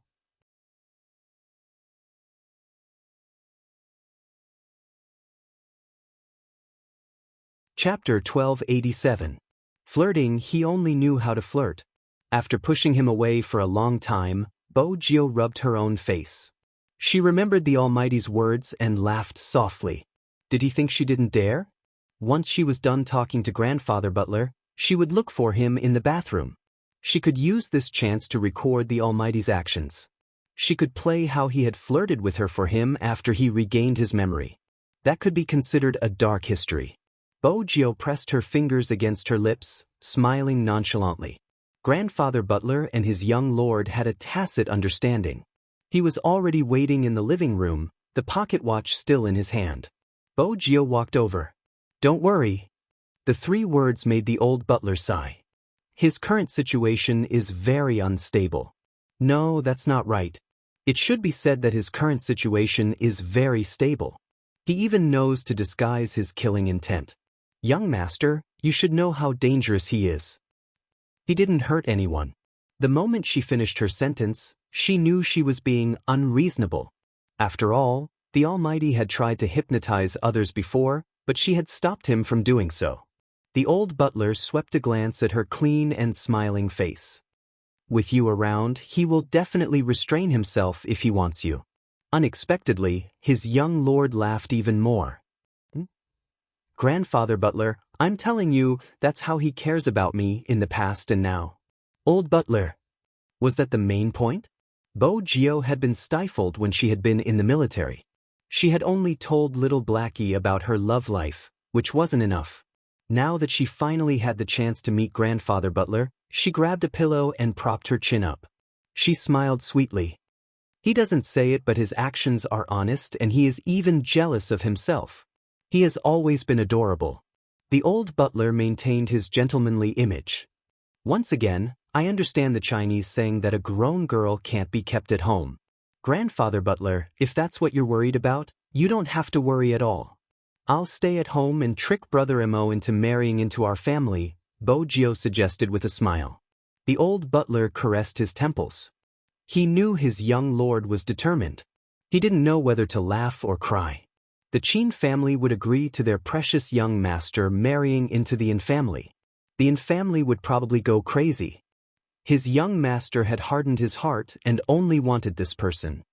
You should know that he's pretending to be good to you right now. Anyone who is hypnotized will have a huge change in personality, and it's the same for him. I'm afraid he's interested in you now, but young lord, what happens when he loses interest in you? The old butler was to the point.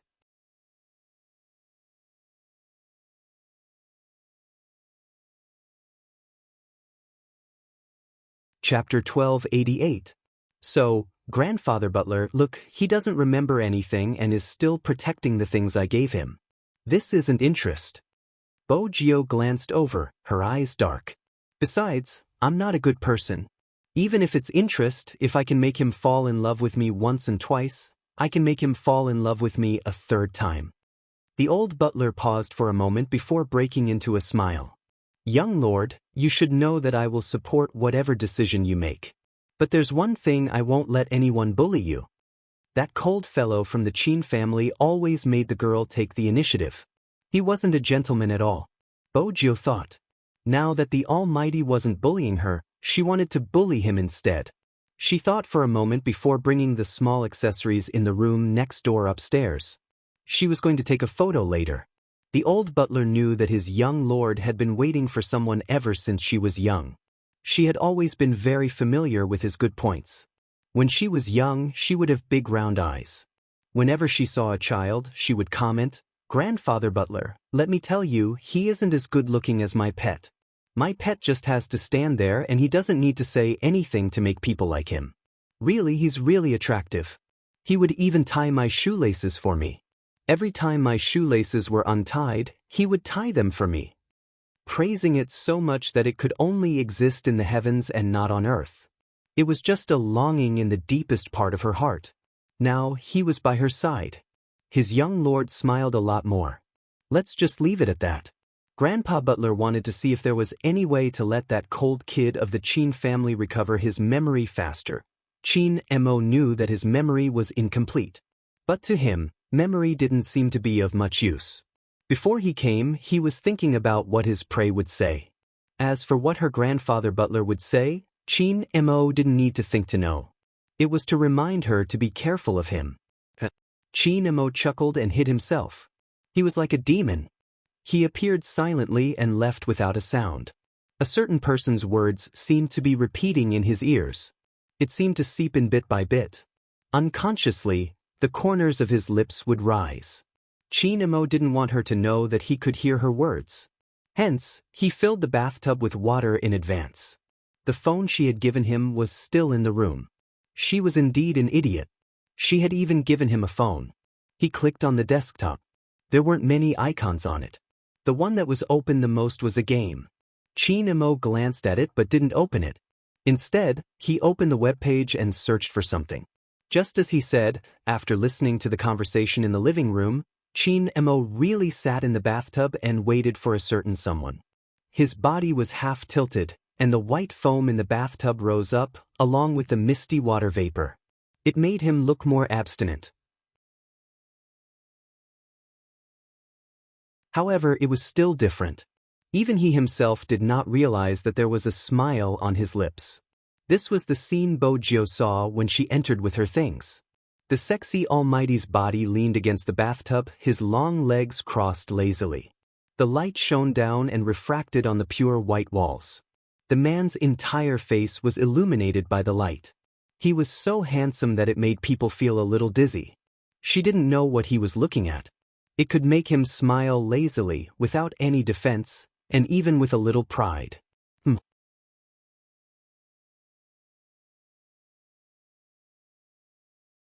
Chapter 1289. He seemed to have sensed her presence. The Almighty, who was still swiping his phone, lifted his brows. His arrogance disappeared, as though he was trying to hide it. Then, he freed one of his hands and gestured in her direction. That hand had distinct joints and was slender and beautiful. Under the light, it seemed to be transparent. Bo Jio thought to herself, Grandfather Butler had said so much but he hadn't mentioned anything about how to deal with the Almighty's honey trap. But on second thought, there wasn't a need to deal with it. When the Almighty used his honey trap, it was best to pounce on her. There was a saying that was right. When the Almighty wanted to seduce someone, it didn't matter. Bo Jio walked over, curious. What are you looking at? If the Almighty saw the icon on her phone, he would have a sudden impulse to play a game. That way, he would know their intimacy level in the game. Unexpectedly, he chuckled. Do you want to know? Bo Jio nodded. Chin Mo's voice was calm. Come closer, I'll show you. So mysterious? Bo Jio took another step towards the bathtub and was about to tilt her head. Just then, he raised his hand and grabbed her wrist. There was a loud splash. Her entire body was soaked in the bathtub, her hair and body wet. Especially the white shirt she was wearing, it became faintly translucent. He could see the bandages inside, as well as the soft semicircle, white and curved. As for everything else, it was a mess. He took the opportunity to hold her waist, allowing her to sit in his arms. The steam started to spread and the temperature of the water was slightly high. The moment Bo Jio entered, her body trembled. Moreover, the way he was hugging her made her half a head taller. This way, his breath would land on her chest, accompanied by the heat in the bathroom, making it impossible for her to hide. My sugar daddy, have you forgotten what I said on the plane? On the plane? Bo Jio arched a brow. Chin Mo caressed her waist, his voice carrying a smile. When there's no one around, you can take out the books I gave to sugar daddy to read and learn. Aren't you curious about what I'm reading? Take it. A phone was shoved into Bojio's palm. She glanced over instinctively. Bojio was stunned by his gaze. What was the Almighty looking at? Was it completely devoid of godhood? Overbearing Seo falls in love with me? She usually wouldn't open such a book. However, the title of the book wasn't important at this point. The main thing was that when the Almighty flipped to this page, the male and female leads were flirting. The feeling of the plot was there, and the location was still the office. The corners of Chin Mo's lips curled up again as he watched a certain someone's thin lips slightly pursed. He leaned over while hugging her, the heat from his body pressing against her ear. His smile was low and pleasant. But it's a pity that this book doesn't have a bathroom scene. But it doesn't matter. Compared to those useless descriptions, I'm better at this. Before Bojio could react, he kissed her through her wet shirt. The buttons of the shirt were bitten off by him. It was a light kiss, but it made her hands tremble. You're tuning in to the Passion Pages YouTube channel. We're so grateful for your support, and don't forget to subscribe to join us on this incredible journey through captivating stories. Your generosity through donations truly makes a world of difference, as it's the primary source of revenue that allows me to expand and enhance this channel for you. Thank you from the bottom of my heart for being a part of this adventure.